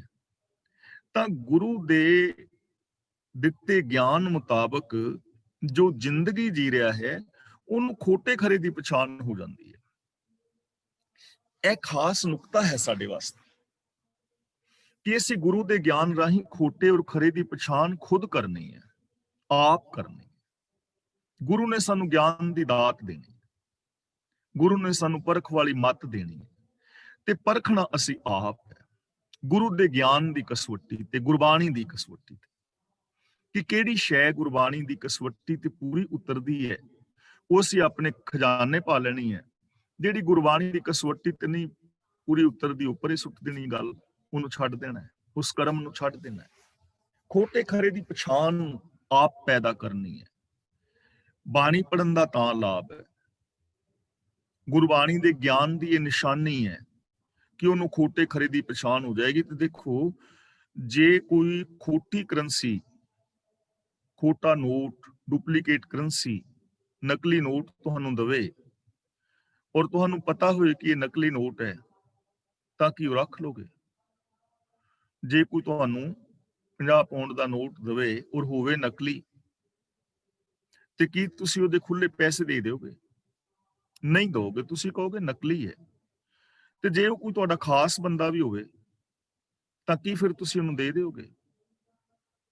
ਫਿਰ ਵੀ ਨਹੀਂ ਦੋਗੇ, ਤੁਸੀਂ ਕਹੋਗੇ ਭਰਾਵਾ ਇੰਜ ਕਰ, 50 ਦੀ ਬਜਾਏ ਮੇਰੇ ਤੋਂ 100 ਲੈ ਜਾ, ਵਾਪਸ ਮੈਨੂੰ ਕਰ ਦਵੀਂ, ਪਰ ਇਹ ਤੇਰਾ ਨੋਟ ਨਕਲੀ ਹੈ, ਇਹਦੇ ਬਦਲੇ ਤੈਨੂੰ ਪੈਸੇ ਮੈਂ ਨਹੀਂ ਦੇ ਸਕਦਾ। ਜਿੰਨੀ ਮਰਜ਼ੀ ਵੱਡੀ ਹਸਤੀ ਹੋਵੇ, ਕੋਈ ਪੜ੍ਹਿਆ ਹੋਵੇ, ਕੋਈ ਅਨਪੜ੍ਹ ਹੋਵੇ, ਬੇਸ਼ੱਕ ਕੋਈ ਬਾਬਾ ਵੀ ਕਿਉਂ ਨਾ ਹੋਵੇ, ਤੁਸੀਂ ਕਹੋਗੇ ਬਾਬਾ ਜੀ ਇਹ ਨੋਟ ਤੇ ਨਕਲੀ ਹੈ।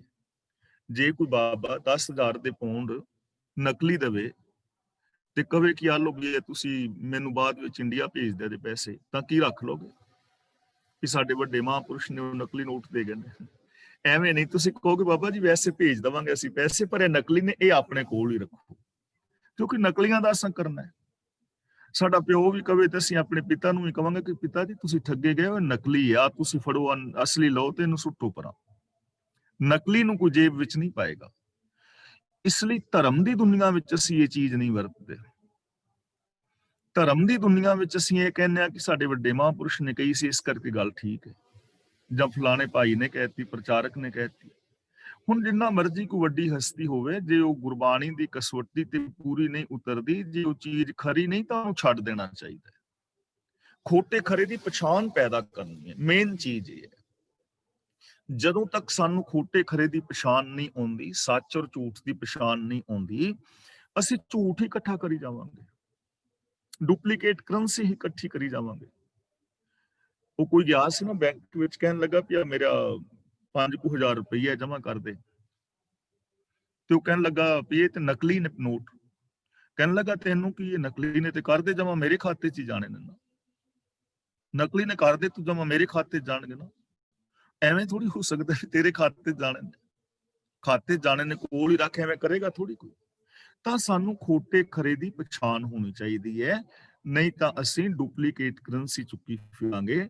ਡੁਪਲੀਕੇਟ ਕਰੰਸੀ ਚੁੱਕ ਕੇ ਜਿੰਨਾ ਮਰਜ਼ੀ ਕੋਈ ਮਾਣ ਕਰੀ ਜਾਏ ਕਿ ਮੇਰੇ ਕੋਲ ਲੱਖਾਂ ਡਾਲਰ ਨੇ, ਜਾਂ ਲੱਖਾਂ ਪਾਉਂਡ ਨੇ, ਜਾਂ ਲੱਖਾਂ ਰੁਪਏ ਨੇ, ਉਹਨਾਂ ਦੀ ਵੈਲਿਊ ਤੇ ਟੁੱਟੀ ਦਵਾਨੀ ਵੀ ਨਹੀਂ ਪੈਣੀ, ਕਿਉਂਕਿ ਹੈ ਹੀ ਡੁਪਲੀਕੇਟ। ਇਸ ਲਈ ਸਾਡੇ ਕੋਲ ਕਰੰਸੀ ਅਸਲੀ ਚਾਹੀਦੀ ਹੈ, ਸੱਚ ਚਾਹੀਦਾ ਹੈ। ਝੂਠ ਦੀਆਂ ਜੇ ਕੋਈ ਪੰਡਾ ਵੀ ਚੁੱਕੀ ਫਿਰੇਗਾ ਨਾ, ਉਹਦੀ ਵੈਲਿਊ ਨਹੀਂ ਹੈ ਆਤਮਿਕ ਜੀਵਨ ਦੇ ਅੰਦਰ, ਸੱਚ ਦੀ ਵੈਲਿਊ ਹੈ। ਖੁਸ਼ੀ, ਆਨੰਦ, ਖੇੜਾ, ਪ੍ਰਸੰਨਤਾ ਸੱਚ ਨਾਲ ਮਿਲਣਾ ਹੈ, ਅੰਦਰਲੀ ਖੁਸ਼ੀ ਸੱਚ ਨਾਲ ਮਿਲੇਗੀ। ਸਾਡੇ ਆਪਸੀ ਸੰਬੰਧ ਸੱਚ ਦੇ ਨਾਲ ਜੁੜਨਗੇ, ਸਾਡੇ ਅੰਦਰ ਖੇੜਾ ਖੁਸ਼ੀ ਸੱਚ ਦੇ ਨਾਲ ਆਉਣੀ ਹੈ, ਝੂਠ ਦੇ ਨਾਲ ਨਹੀਂ। ਇਸ ਲਈ ਗੁਰੂ ਜੀ ਕਹਿੰਦੇ ਨੇ ਕਿ ਹੇ ਸਿੱਧ ਪੁਰਸ਼ੋ, ਜੋ ਗੁਰੂ ਦੇ ਦੱਸੇ ਰਾਹ ਤੇ ਤੁਰਨ ਵਾਲਾ ਹੈ, ਉਹਨੂੰ ਖੋਟੇ ਖਰੇ ਦੀ ਪਛਾਣ ਹੋ ਜਾਂਦੀ ਹੈ, ਉਹਨੂੰ ਪਤਾ ਲੱਗ ਜਾਂਦਾ ਹੈ ਕਿ ਅਸਮਾਦੀਆਂ ਵਗੈਰਾ ਬੇਕਾਰ ਦੀ ਚੀਜ਼ ਹੈ। ਆ ਕੋਈ ਘਰ-ਬਾਰ ਛੱਡਣ ਦੇ ਨਾਲ ਰੱਬ ਥੋੜੀ ਮਿਲਦਾ ਹੈ, ਖੋਟੀਆਂ ਚੀਜ਼ਾਂ ਨੇ, ਉਹਨਾਂ ਨੂੰ ਪਤਾ ਲੱਗ ਜਾਂਦਾ ਹੈ। ਉਹ ਫਿਰ ਘਰ ਗ੍ਰਸਤੀ ਦੇ ਅੰਦਰ ਰਹਿੰਦੇ ਹੋਏ ਹੀ ਜ਼ਿੰਦਗੀ ਜੀਂਦੇ ਨੇ ਸੱਚੀ। ਇਸ ਲਈ ਸਭ ਤੋਂ ਮੇਨ ਚੀਜ਼ ਇਹ ਹੈ, ਖਾਸ ਕਰਕੇ ਸਾਨੂੰ ਖੋਟੇ ਖਰੇ ਦੀ ਪਛਾਣ ਆਉਣੀ ਚਾਹੀਦੀ ਹੈ, ਔਰ ਇਹ ਖੋਟੇ ਖਰੇ ਦੀ ਪਛਾਣ ਸਾਨੂੰ ਵਿਵੇਕ ਬੁੱਧ ਗੁਰੂ ਪਾਸੋਂ ਮਿਲੇਗੀ। ਫਿਰ ਅਸੀਂ ਝੂਠ ਨੂੰ ਛੱਡ ਦਿਆਂਗੇ। ਜਦੋਂ ਝੂਠ ਨੂੰ ਛੱਡ ਦਿਆਂਗੇ, ਸਾਡੇ ਪੱਲੇ ਸੱਚ ਹੋਏਗਾ, ਜ਼ਿੰਦਗੀ ਹੌਲੀ ਫੁੱਲ ਹੋ ਜਾਏਗੀ। ਜ਼ਿੰਦਗੀ ਵਿੱਚ ਖੁਸ਼ੀ ਆ ਜਾਏਗੀ, ਸ਼ਾਂਤੀ ਆ ਜਾਏਗੀ, ਭਟਕਣਾ ਮਿਟ ਜਾਏਗੀ, ਵਾਧੂ ਦਾ ਬੋਝ ਸਿਰ ਤੋਂ ਲੈ ਜਾਏਗਾ। ਅਸੀਂ ਜੀਵਨ ਮੁਕਤੀ ਦਾ ਆਨੰਦ ਮਾਣ ਸਕਾਂਗੇ। ਅਸੀਂ ਇੱਕ ਦੂਜੇ ਦੇ ਨਾਲ ਰੱਬ ਵਰਗਾ ਪਿਆਰ ਵਿਹਾਰ ਕਰ ਸਕਾਂਗੇ। ਦੇਖੋ ਕਿੰਨਾ ਸੌਖਾ ਸਾਨੂੰ ਖਰਾ ਕੰਮ ਦੱਸਿਆ ਹੈ। ਘਟ ਘਟ ਮੈਂ ਹਰਜੂ ਬਸੈ, ਸਭ ਮੈਂ ਜੋਤ ਜੋਤ ਹੈ ਸੋਏ, ਜੋ ਦਿਸੈ ਸੋ ਤੇਰਾ ਰੂਪ। ਕਿੰਨਾ ਨੇੜੇ ਕਰ ਦਿੱਤਾ ਨਾ ਰੱਬ ਨੂੰ, ਕਿ ਜੋ ਦਿਸ ਰਿਹਾ ਹੈ ਰੱਬ ਦਾ ਹੀ ਰੂਪ ਹੈ। ਜੇ ਗੁਰੂ ਦੀ ਐਸ ਖਰੀ ਗੱਲ ਨੂੰ ਅਸੀਂ ਪਛਾਣ ਲਈਏ, ਪੱਲੇ ਬੰਨ ਲਈਏ, ਇੱਕ ਦੂਜੇ ਨਾਲ ਰੱਬ ਵਰਗਾ ਪਿਆਰ ਵਿਹਾਰ ਕਰੀਏ, ਸੱਚਾ ਮਨ ਬਚਨ ਕਰਮ ਕਰਕੇ ਸੱਚੇ ਹੋ ਜਾਈਏ। ਜੇ ਗੁਰੂ ਦੀ ਇਸ ਗੱਲ ਦੀ ਸਾਨੂੰ ਪਛਾਣ ਆ ਜਾਏ ਕਿ ਸਾਡੀ ਜ਼ਿੰਦਗੀ ਦਾ ਗੋਲ ਸਚਿਆਰ ਹੋਣਾ ਹੈ, ਕਿ ਸਚਿਆਰਾ ਹੋਈ ਹੈ, ਤਾਂ ਫਿਰ ਅਸੀਂ ਜੋ ਵਾਧੂ ਦੇ ਝੂਠ ਫਰੇਬ ਵਿਕਾਰ ਨੇ, ਉਹਨਾਂ ਤੋਂ ਬੰਦਾ ਬਚ ਜਾਏਗਾ।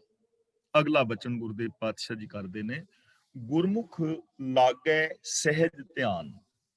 ਇੱਥੇ ਸਹਿਜ ਦੇ ਜੱਜੇ ਦੇ ਨਾਲ ਸਿਹਾਰੀ ਹੈ, ਜਿਹਦਾ ਮਤਲਬ ਹੈ ਸਹਿਜ ਵਿੱਚ, ਆਤਮਕ ਅਡੋਲਤਾ ਵਿੱਚ। ਗੁਰੂ ਦੇ ਜ਼ਰੀਏ ਉਹਦਾ ਅਡੋਲਤਾ ਦੇ ਵਿੱਚ ਸੁਰਤ ਜੁੜੀ ਰਹਿੰਦੀ ਹੈ, ਆਤਮਕ ਅਡੋਲਤਾ ਵਿੱਚ। ਉਹ ਖੋਟੇ ਕੰਮਾਂ ਵਿੱਚ ਫਸਦਾ ਨਹੀਂ। ਜਿਹੜਾ ਗੁਰਮੁਖ ਹੈ ਨਾ, ਗੁਰੂ ਦੇ ਦੱਸੇ ਰਾਹਾਂ ਤੇ ਤੁਰਨ ਵਾਲਾ, ਉਹ ਖੋਟੇ ਫਜ਼ੂਲ ਦੇ ਕੰਮਾਂ ਵਿੱਚ ਫਸਦਾ ਹੀ ਨਹੀਂ ਕਿ ਮੇਰੀ ਤੀਰਥ ਯਾਤਰਾ ਕਰਨ ਦੇ ਨਾਲ ਜਿਹੜੀ ਹੈ ਮੁਕਤੀ ਹੋ ਜਾਏਗੀ, ਕਿਸੇ ਤੀਰਥ ਵਿੱਚ ਨਹਾਤਿਆਂ ਮੇਰੀ ਮੁਕਤੀ ਹੋ ਜਾਏਗੀ। ਉਹ ਇਹਨਾਂ ਕੰਮਾਂ ਵਿੱਚ ਫਸਦਾ ਹੀ ਨਹੀਂ। ਉਹਨੂੰ ਪਤਾ ਹੈ ਕਿ ਮੁਕਤ ਤੇ ਬੰਦਾ ਸੱਚ ਦੇ ਰਾਹਾਂ ਤੇ ਤੁਰ ਕੇ ਹੁੰਦਾ ਹੈ। ਉਹ ਇਹੋ ਜਿਹੇ ਕੰਮਾਂ ਵਿੱਚ ਫਸਦਾ ਹੀ ਨਹੀਂ ਕਿ ਸਰਾਧ ਕਰਨ ਨਾਲ ਸ਼ਾਇਦ ਬਜ਼ੁਰਗਾਂ ਨੂੰ ਭੋਜਨ ਪਾਣੀ ਮਿਲ ਜਾਏਗਾ। ਉਹ ਇਹੋ ਜਿਹੇ ਕੰਮਾਂ ਵਿੱਚ ਫਸਦਾ ਹੀ ਨਹੀਂ ਕਿ ਸ਼ਾਇਦ ਕਰਵਾ ਚੌਥ ਦਾ ਵਰਤ ਰੱਖਿਆ ਪਤੀ ਦੀ ਜਿਹੜੀ ਉਮਰ ਲੰਬੀ ਹੋ ਜਾਏਗੀ। ਜਾਂ ਮੰਗਲ ਗ੍ਰਹਿ ਜਿਹੜਾ ਹੈ, ਜਿਹੜਾ ਕਈ 100 ਬਿਲੀਅਨ ਕਿਲੋਮੀਟਰ ਦੂਰ ਹੈ, ਮੰਗਲ ਗ੍ਰਹਿ ਕਈ 100 ਬਿਲੀਅਨ ਕਿਲੋਮੀਟਰ ਦੂਰ ਹੈ, ਤੇ ਕੰਮ ਜੇ ਪੁੱਛੀ ਪਿਓ ਕੀ ਕਰਦਾ, ਤਾਂ ਉਹ ਕਹਿੰਦਾ ਵੀ ਕੁੜੀ ਮੁੰਡਿਆਂ ਦੇ ਵਿਆਹਾਂ ਦੇ ਵਿੱਚ ਵਿਘਨ ਪਾਉਂਦਾ ਹੈ, ਉਹਨਾਂ ਦੇ ਵਿਆਹ ਨਹੀਂ ਹੋਣ ਦਿੰਦਾ। ਬੰਦਾ ਪੁੱਛੇ ਵੀ ਹੁਣ ਮੰਗਲ ਗ੍ਰਹਿ ਦਾ ਵਿਆਹਾਂ ਦੇ ਨਾਲ ਕੀ ਤਾਲਮੇਲ ਹੈ, ਉਹ ਇਹੋ ਜਿਹੇ ਕੰਮਾਂ ਵਿੱਚ ਫਿਰ ਬੰਦਾ ਫਸੇਗਾ ਨਹੀਂ, ਜੋਤਿਸ਼ ਵਗੈਰਾ ਦੂਜੇ ਤੀਜੇ ਜਿਹੜੇ ਨੇ। ਤਾਂ ਗੁਰੂ ਜੀ ਕਹਿੰਦੇ ਨੇ, ਗੁਰਮੁਖ ਲਾਗੈ ਸਹਿਜ ਧਿਆਨ।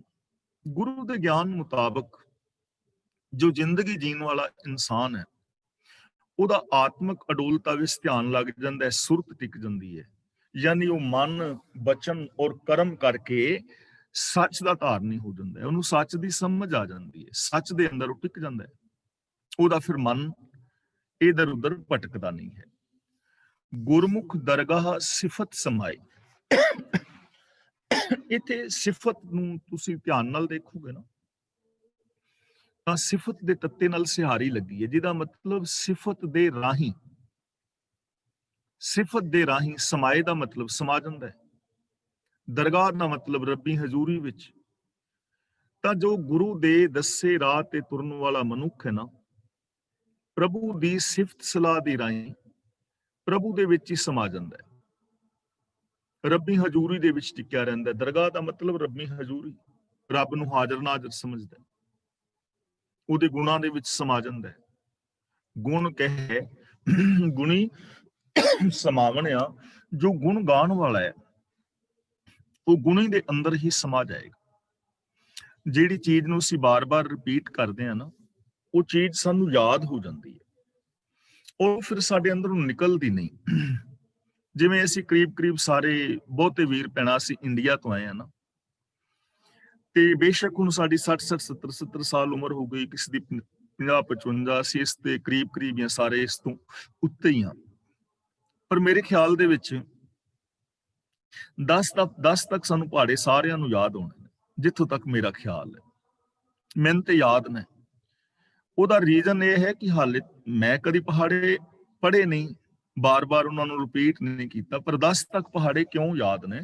ਕਿਉਂਕਿ ਉਹ ਇੰਨੀ ਵੇਰੀ ਰਿਪੀਟ ਸਾਨੂੰ ਕਰਾਏ ਗਏ ਕਿ ਉਹ ਅੰਦਰੋਂ ਨਿਕਲ ਨਹੀਂ ਸਕਦੇ, ਯਾਦ ਵਿੱਚ ਬਹਿ ਗਏ ਨਾ। ਉਹ ਜਿਹੜੀ ਚੀਜ਼ ਨੂੰ ਅਸੀਂ ਬਾਰ-ਬਾਰ ਦੁਹਰਾਉਂਦੇ ਹਾਂ, ਉਹ ਸਾਡੇ ਸਬਕੌਂਸ਼ੀਅਸ ਮਾਈਂਡ ਅੰਦਰ ਚਲੀ ਜਾਂਦੀ। ਹੁਣ ਬੰਦਾ ਬਾਰ-ਬਾਰ ਝੂਠ ਬੋਲ ਰਿਹਾ ਹੈ, ਨਿੱਕੇ ਕਦੀ ਕਿਸੇ ਨਾਲ ਥੋੜੀ ਜੈਲਸੀ, ਕਿਸੇ ਨਾਲ ਈਰਖਾ, ਥੋੜਾ ਜਿਹਾ ਹੰਕਾਰ, ਥੋੜਾ ਜਿਹਾ ਲੋਭ, ਬਾਰ-ਬਾਰ ਬੰਦਾ ਕਰਦਾ ਰਹਿੰਦਾ ਨਾ, ਤੈ ਚੀਜ਼ਾਂ ਬੰਦੇ ਦੇ ਅੰਦਰ ਚਲੀਆਂ ਗਈਆਂ। ਹੌਲੇ-ਹੌਲੇ ਦਾ ਸੁਭਾਅ ਹੀ ਬਣ ਗਿਆ ਝੂਠ ਬੋਲਣ ਵਾਲਾ, ਸੁਭਾਅ ਹੀ ਬਣ ਗਿਆ ਲਾਲਚ ਕਰਨ ਵਾਲਾ, ਸੁਭਾਅ ਹੀ ਬਣ ਗਿਆ ਚੁਗਲੀ ਕਰਨ ਵਾਲਾ। ਜਾਂਦਾ ਜਾਂਦਾ ਕੋਈ ਨਾ ਕੋਈ ਜਿਹੜੀ ਇਹ ਸ਼ੁਰਲੀ ਛੱਡ ਹੀ ਜਾਂਦਾ ਨਾ ਬੰਦਾ, ਕਿਉਂਕਿ ਸੁਭਾਅ ਬਣਿਆ। ਤੇ ਗੁਰਮੁਖ ਜਿਹੜਾ ਹੈ, ਗੁਰੂ ਦੇ ਦੱਸੇ ਰਾਹਾਂ ਤੇ ਤੁਰਨ ਵਾਲਾ ਹੈ, ਉਹ ਰੱਬ ਦੀ ਸਿਫਤ ਸਲਾਹ ਕਰਦਾ, ਬਾਰ-ਬਾਰ ਸੱਚ ਬੋਲਦਾ ਹੈ, ਦਇਆ ਬਾਰੇ ਬੋਲਦਾ ਹੈ, ਨਿਰਭੈਤਾ ਵਾਲੇ ਕਰਮ ਕਰਦਾ ਹੈ, ਨਿਰਵੈਰਤਾ ਵਾਲੇ ਕਰਮ ਕਰਦਾ ਹੈ। ਤੇ ਹੌਲੇ-ਹੌਲੇ ਇਹ ਚੀਜ਼ਾਂ ਬਾਰ-ਬਾਰ ਰਿਪੀਟ ਕਰਨ ਦੇ ਨਾਲ ਗੁਰਮੁਖ ਦਾ ਸੁਭਾਅ ਹੀ ਐਵੇਂ ਬਣ ਜਾਂਦਾ ਹੈ। ਉਹਦੀ ਸੁਰਤ ਇਹਨਾਂ ਗੁਣਾਂ ਦੇ ਵਿੱਚ ਹੀ ਲੀਨ ਹੋ ਜਾਂਦੀ ਹੈ। ਉਹਦੇ ਅੰਦਰ ਕੋਈ ਵਿਕਾਰ ਪੈਦਾ ਹੀ ਨਹੀਂ ਹੁੰਦਾ।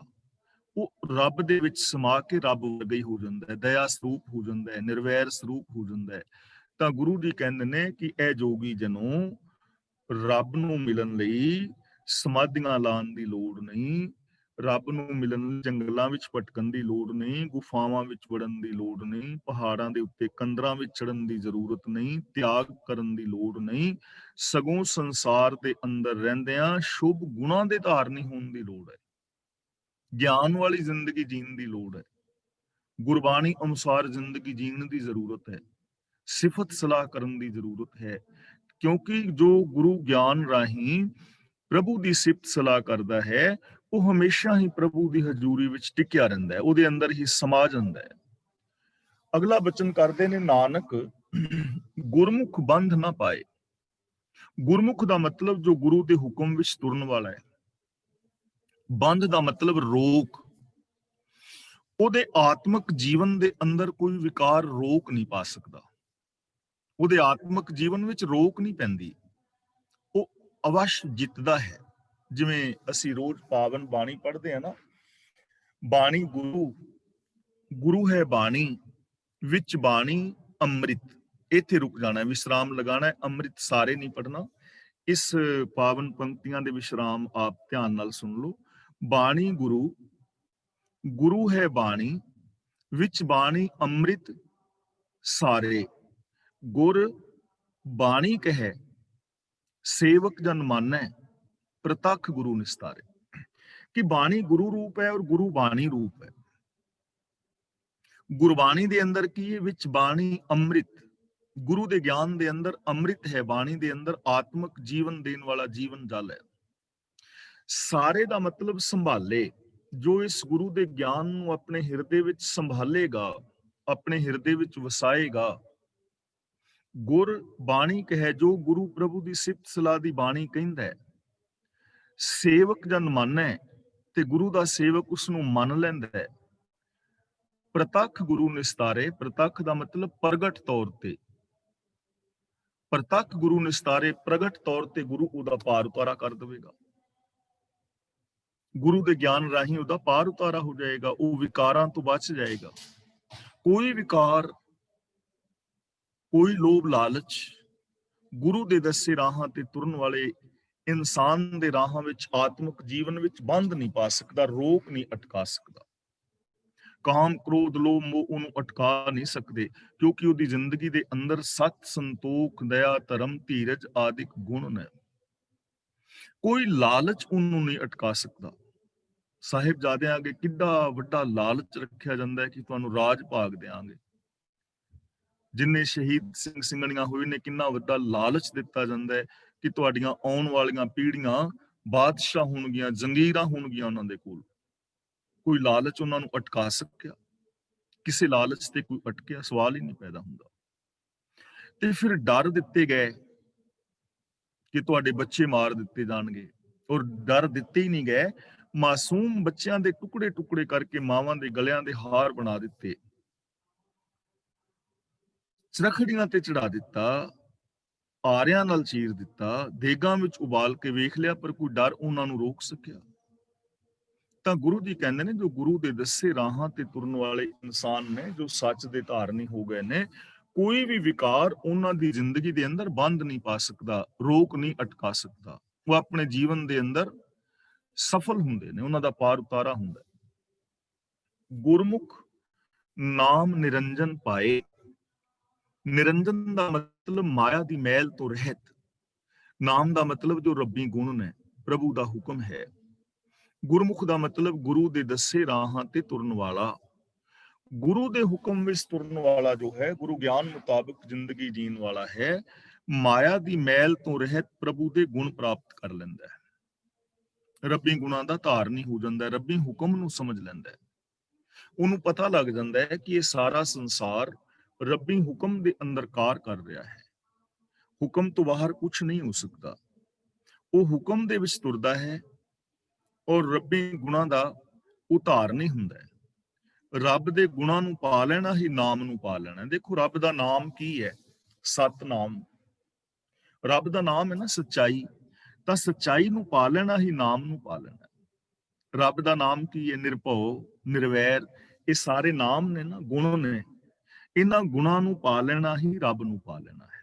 ਨਿਰਭੈਤਾ ਹੈ, ਨਿਰਵੈਰਤਾ ਹੈ, ਦਇਆਲਤਾ ਹੈ, ਸਹਿਯੋਗ ਹੈ, ਸੇਵਾ ਹੈ, ਪ੍ਰੇਮ ਹੈ, ਇਹ ਸਾਰੇ ਰੱਬੀ ਗੁਣ ਹੀ ਤੇ ਹੈ ਨੇ। ਰਾਮ ਰੱਬ ਦਾ ਗੁਣ ਹੈ ਨਾ, ਇੱਕ ਰਮਿਆ ਹੋਇਆ। ਗੋਬਿੰਦ ਸ੍ਰਿਸ਼ਟੀ ਨੂੰ ਪੈਦਾ ਕਰਨ ਵਾਲਾ ਗੁਣ ਹੈ ਨਾ। ਇਹਨਾਂ ਗੁਣਾਂ ਨੂੰ ਪਾ ਲੈਣਾ ਹੀ ਪ੍ਰਭੂ ਨੂੰ ਪਾ ਲੈਣਾ। ਤਾਂ ਗੁਰੂ ਦੇ ਦੱਸੇ ਰਾਹਾਂ ਤੇ ਤੁਰਨ ਵਾਲਾ ਰੱਬੀ ਰਜਾ ਨੂੰ ਫੋਲੋ ਕਰਦਾ ਹੈ ਔਰ ਰੱਬੀ ਗੁਣਾਂ ਨੂੰ ਉਹ ਪਾ ਲੈਂਦਾ ਹੈ, ਯਾਨੀ ਰੱਬ ਨੂੰ ਹੀ ਪਾ ਲੈਂਦਾ ਹੈ। ਕੌਣ?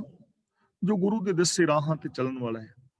ਇਸ ਦਾ ਮਤਲਬ ਗੁਰੂ ਗਿਆਨ ਦਾ ਧਾਰਨੀ ਹੋਣਾ ਜਾਂ ਗੁਰੂ ਜੀ ਦੇ ਦਿੱਤੇ ਹੋਏ ਵੇ ਆਫ ਲਾਈਫ ਨੂੰ ਅਪਣਾ ਲੈਣਾ ਹੀ ਰੱਬ ਨੂੰ ਪਾ ਲੈਣਾ ਹੈ। ਇਹੀ ਗੁਰਮਤ ਦੀ ਭਗਤੀ ਹੈ, ਇਹੀ ਗੁਰਮਤ ਦੀ ਬੰਦਗੀ ਹੈ। ਗੁਰਮੁਖ ਹਉਮੈ ਸ਼ਬਦ ਜਲਾਏ। ਇੱਥੇ ਸ਼ਬਦ ਦੇ ਦੱਦੇ ਨਾਲ ਸਿਹਾਰੀ, ਜਿਸ ਦਾ ਮਤਲਬ ਹੈ ਸ਼ਬਦ ਰਾਹੀਂ। ਗੁਰਮੁਖ ਦਾ ਮਤਲਬ ਗੁਰੂ ਦੇ ਦੱਸੇ ਰਾਹਾਂ ਤੇ ਤੁਰਨ ਵਾਲਾ, ਗੁਰੂ ਨੂੰ ਸਮਰਪਣ ਜੋ ਮਨੁੱਖ ਹੈ, ਗੁਰੂ ਗਿਆਨ ਦਾ ਧਾਰਨੀ ਹੈ। ਉਹ ਗੁਰੂ ਦੇ ਉਪਦੇਸ਼ ਦੇ ਰਾਹੀਂ ਆਪਣੀ ਹਉਮੈ ਨੂੰ ਸਾੜ ਲੈਂਦਾ ਹੈ। ਜਲਾਏ ਦਾ ਮਤਲਬ ਸਾੜ ਦਿੰਦਾ ਹੈ। ਗੁਰੂ ਦੇ ਦੱਸੇ ਰਾਹਾਂ ਤੇ ਤੁਰਨ ਵਾਲਾ, ਗੁਰੂ ਗਿਆਨ ਦਾ ਧਾਰਨੀ, ਗੁਰੂ ਦੇ ਉਪਦੇਸ਼ ਰਾਹੀਂ ਆਪਣੀ ਹਉਮੈ ਨੂੰ ਸਾੜ ਲੈਂਦਾ ਹੈ। ਹੁਣ ਹਉਮੈ ਨੂੰ ਸਾੜਨਾ ਕੀ ਹੈ? ਹਉਮੈ ਨੂੰ ਸਾੜਨ ਦਾ ਮਤਲਬ ਹੈ ਆਪਣੀ ਮੱਤ ਨੂੰ ਛੱਡ ਕੇ ਗੁਰੂ ਦੀ ਮੱਤ ਦੇ ਧਾਰਨੀ ਹੋ ਜਾਣਾ। ਜਿਹਦੇ ਅੰਦਰੋਂ ਹਉਮੈ ਜਲ ਜਾਏਗੀ, ਹਉਮੈ ਖਤਮ ਹੋ ਜਾਏਗੀ, ਉਹਦੇ ਅੰਦਰ ਨਾ ਇਨਫੀਰੀਓਰਿਟੀ ਕੰਪਲੈਕਸ ਰਹੇਗਾ, ਨਾ ਸੁਪਰੀਓਰਿਟੀ ਕੰਪਲੈਕਸ ਰਹੇਗਾ। ਉਹ ਗੁਰੂ ਦੇ ਦੱਸੇ ਰਾਹਾਂ ਤੇ ਤੁਰਨ ਵਾਲਾ ਇਨਸਾਨ ਇਹ ਵੀ ਨਹੀਂ ਕਹਿੰਦਾ ਕਿ ਮੈਂ ਕੁਝ ਨਹੀਂ ਕਰ ਸਕਦਾ, ਮੇਰੇ ਤੋਂ ਕੁਝ ਨਹੀਂ ਹੋਣਾ, ਮੈਂ ਕਾਮਯਾਬ ਨਹੀਂ ਹੋ ਸਕਦਾ, ਮੇਰੀ ਯਾਦਦਾਸ਼ਤ ਨਹੀਂ ਠੀਕ, ਮੈਨੂੰ ਸਮਝ ਨਹੀਂ ਆਉਣੀ, ਮੈਨੂੰ ਤੇ ਕੋਈ ਚੰਗਾ ਹੀ ਨਹੀਂ ਸਮਝਦਾ। ਉਹ ਐਵੇਂ ਵੀ ਨਹੀਂ ਕਹੇਗਾ। ਉਹਦੇ ਅੰਦਰ ਇਨਫੀਰੀਓਰਿਟੀ ਕੰਪਲੈਕਸ ਨਹੀਂ ਹੋਏਗਾ। ਤੇ ਗੁਰੂ ਦੇ ਦੱਸੇ ਰਾਹਾਂ ਤੇ ਤੁਰਨ ਵਾਲਾ ਇਹ ਵੀ ਨਹੀਂ ਕਹੇਗਾ ਕਿ ਮੈਂ ਹੀ ਸਭ ਕੁਝ ਕਰ ਸਕਦਾ, ਹੋਰ ਕੋਈ ਕਰ ਹੀ ਨਹੀਂ ਸਕਦਾ। ਗਿਆਨ ਦਾ ਧਾਰਨੀ ਮੈਂ ਹੀ ਹਾਂ, ਚੰਗੇ ਕੰਮ ਸਿਰਫ ਮੈਂ ਹੀ ਕਰ ਸਕਦਾ, ਹੋਰ ਕੋਈ ਨਹੀਂ ਕਰ ਸਕਦਾ। ਉਹ ਦੂਜਿਆਂ ਨੂੰ ਨੀਵਾਂ ਵੀ ਨਹੀਂ ਵਿਖਾਏਗਾ, ਦੂਜਿਆਂ ਦੀਆਂ ਭਾਵਨਾਵਾਂ ਦੀ ਕਦਰ ਕਰੇਗਾ। ਉਹਨੂੰ ਸਮਝ ਹੋਏਗੀ ਕਿ ਮੈਂ ਵੀ ਬੰਦਿਆਂ ਵਰਗਾ ਬੰਦਾ ਹਾਂ, ਬਾਕੀ ਬੰਦੇ ਮੇਰੇ ਵਰਗੇ ਬੰਦੇ ਨੇ। ਮੈਂ ਇਨਸਾਨਾਂ ਵਰਗਾ ਇੱਕ ਇਨਸਾਨ ਹਾਂ, ਬਾਕੀ ਇਨਸਾਨ ਮੇਰੇ ਵਰਗੇ ਨੇ। ਸਾਰਿਆਂ ਦੇ ਅੰਦਰ ਇੱਕ ਨੂੰ ਵੇਖੇਗਾ ਨਾ, ਸਾਰਿਆਂ ਦੀ ਫਿਰ ਉਹ ਕਦਰ ਪਿਆਰ ਕਰੇਗਾ, ਸਾਰਿਆਂ ਦੇ ਨਾਲ ਵੈਸਾ ਹੀ ਵਿਹਾਰ ਕਰੇਗਾ ਜੈਸਾ ਵਿਹਾਰ ਦੂਜਿਆਂ ਤੋਂ ਆਪਣੇ ਲਈ ਚਾਹੁੰਦਾ ਹੈ। ਪਰ ਜਿਸ ਦੇ ਅੰਦਰ ਹਉਮੈ ਹੈ ਉਹ ਐਵੇਂ ਨਹੀਂ ਕਰੇਗਾ। ਉਹ ਦੂਜਿਆਂ ਤੋਂ ਸਤਿਕਾਰ ਕਰਾਏਗਾ, ਆਪ ਨਹੀਂ ਕਰਨਾ ਚਾਹੇਗਾ। ਲੇਕਿਨ ਜਿਹਦੇ ਅੰਦਰ ਹਉਮੈ ਨਹੀਂ ਹੈ, ਜੋ ਸਵਾਭਿਮਾਨੀ ਹੈ, ਉਹ ਦੂਜਿਆਂ ਦੇ ਨਾਲ ਵੀ ਓਨਾ ਹੀ ਪਿਆਰ ਕਰੇਗਾ ਜਿੰਨਾ ਉਹ ਦੂਜਿਆਂ ਤੋਂ ਆਪਣੇ ਵਾਸਤੇ ਚਾਹੁੰਦਾ ਹੈ। ਕੱਲ ਪਰਸੋਂ ਅਸਾਂ ਵਿਚਾਰ ਕੀਤੀ ਸੀ ਨਾ ਕਿ ਵੱਡਾ ਬੰਦਾ ਉਹ ਹੈ ਜਿਹਦੇ ਕੋਲ ਬਹਿ ਕੇ ਤੁਸੀਂ ਆਪਣੇ ਆਪ ਨੂੰ ਛੋਟਾ ਮਹਿਸੂਸ ਨਾ ਕਰੋ। ਵੱਡਾ ਬੰਦਾ ਅਸੀਂ ਉਹਨੂੰ ਕਹਿ ਸਕਨੇ ਆ ਜਿਹੜਾ ਬੰਦਾ ਦੂਜੇ ਕਿਸੇ ਨੂੰ ਛੋਟਾ ਮਹਿਸੂਸ ਨਾ ਹੋਣ ਦੇਵੇ। ਤੇ ਜਿਹੜਾ ਬੰਦਾ ਦੂਜਿਆਂ ਨੂੰ ਛੋਟਾ ਮਹਿਸੂਸ ਕਰਾਏ ਉਹ ਵੱਡਾ ਕਾਹਦਾ? ਉਹ ਤੇ ਹੰਕਾਰੀ ਹੋਇਆ ਨਾ। ਤਾਂ ਗੁਰੂ ਦੇ ਦੱਸੇ ਰਾਹਾਂ ਤੇ ਤੁਰਨ ਵਾਲਾ ਬੰਦਾ ਆਪਣੇ ਅੰਦਰੋਂ ਹਉਮੈ ਸਾੜ ਲੈਂਦਾ ਹੈ। ਉਹਦੇ ਵਿੱਚ ਇਨਫੀਰੀਓਰਿਟੀ ਕੰਪਲੈਕਸ ਨਹੀਂ, ਉਹਦੇ ਵਿੱਚ ਸੁਪਰੀਓਰਿਟੀ ਕੰਪਲੈਕਸ ਨਹੀਂ, ਉਹਦੇ ਅੰਦਰ ਸਵਾਰਥ ਨਹੀਂ ਹੈ। ਉਹ ਮੈਂ ਨਹੀਂ ਕਰਦਾ ਫਿਰਦਾ। ਉਹਦੇ ਅੰਦਰੋਂ ਮੇਰ ਤੇਰ ਦੇ ਵਿਤਕਰੇ ਖਤਮ ਹੋ ਜਾਂਦੇ ਨੇ। ਤੇ ਜੋਗੀ ਜਨੋਂ ਤੁਹਾਡੇ ਤੇ ਆਪਣੇ ਹੀ 12 ਫਿਰਕੇ ਨੇ, ਇਹ ਹੀ ਨਹੀਂ ਖਤਮ ਕਰ ਪਾਏ।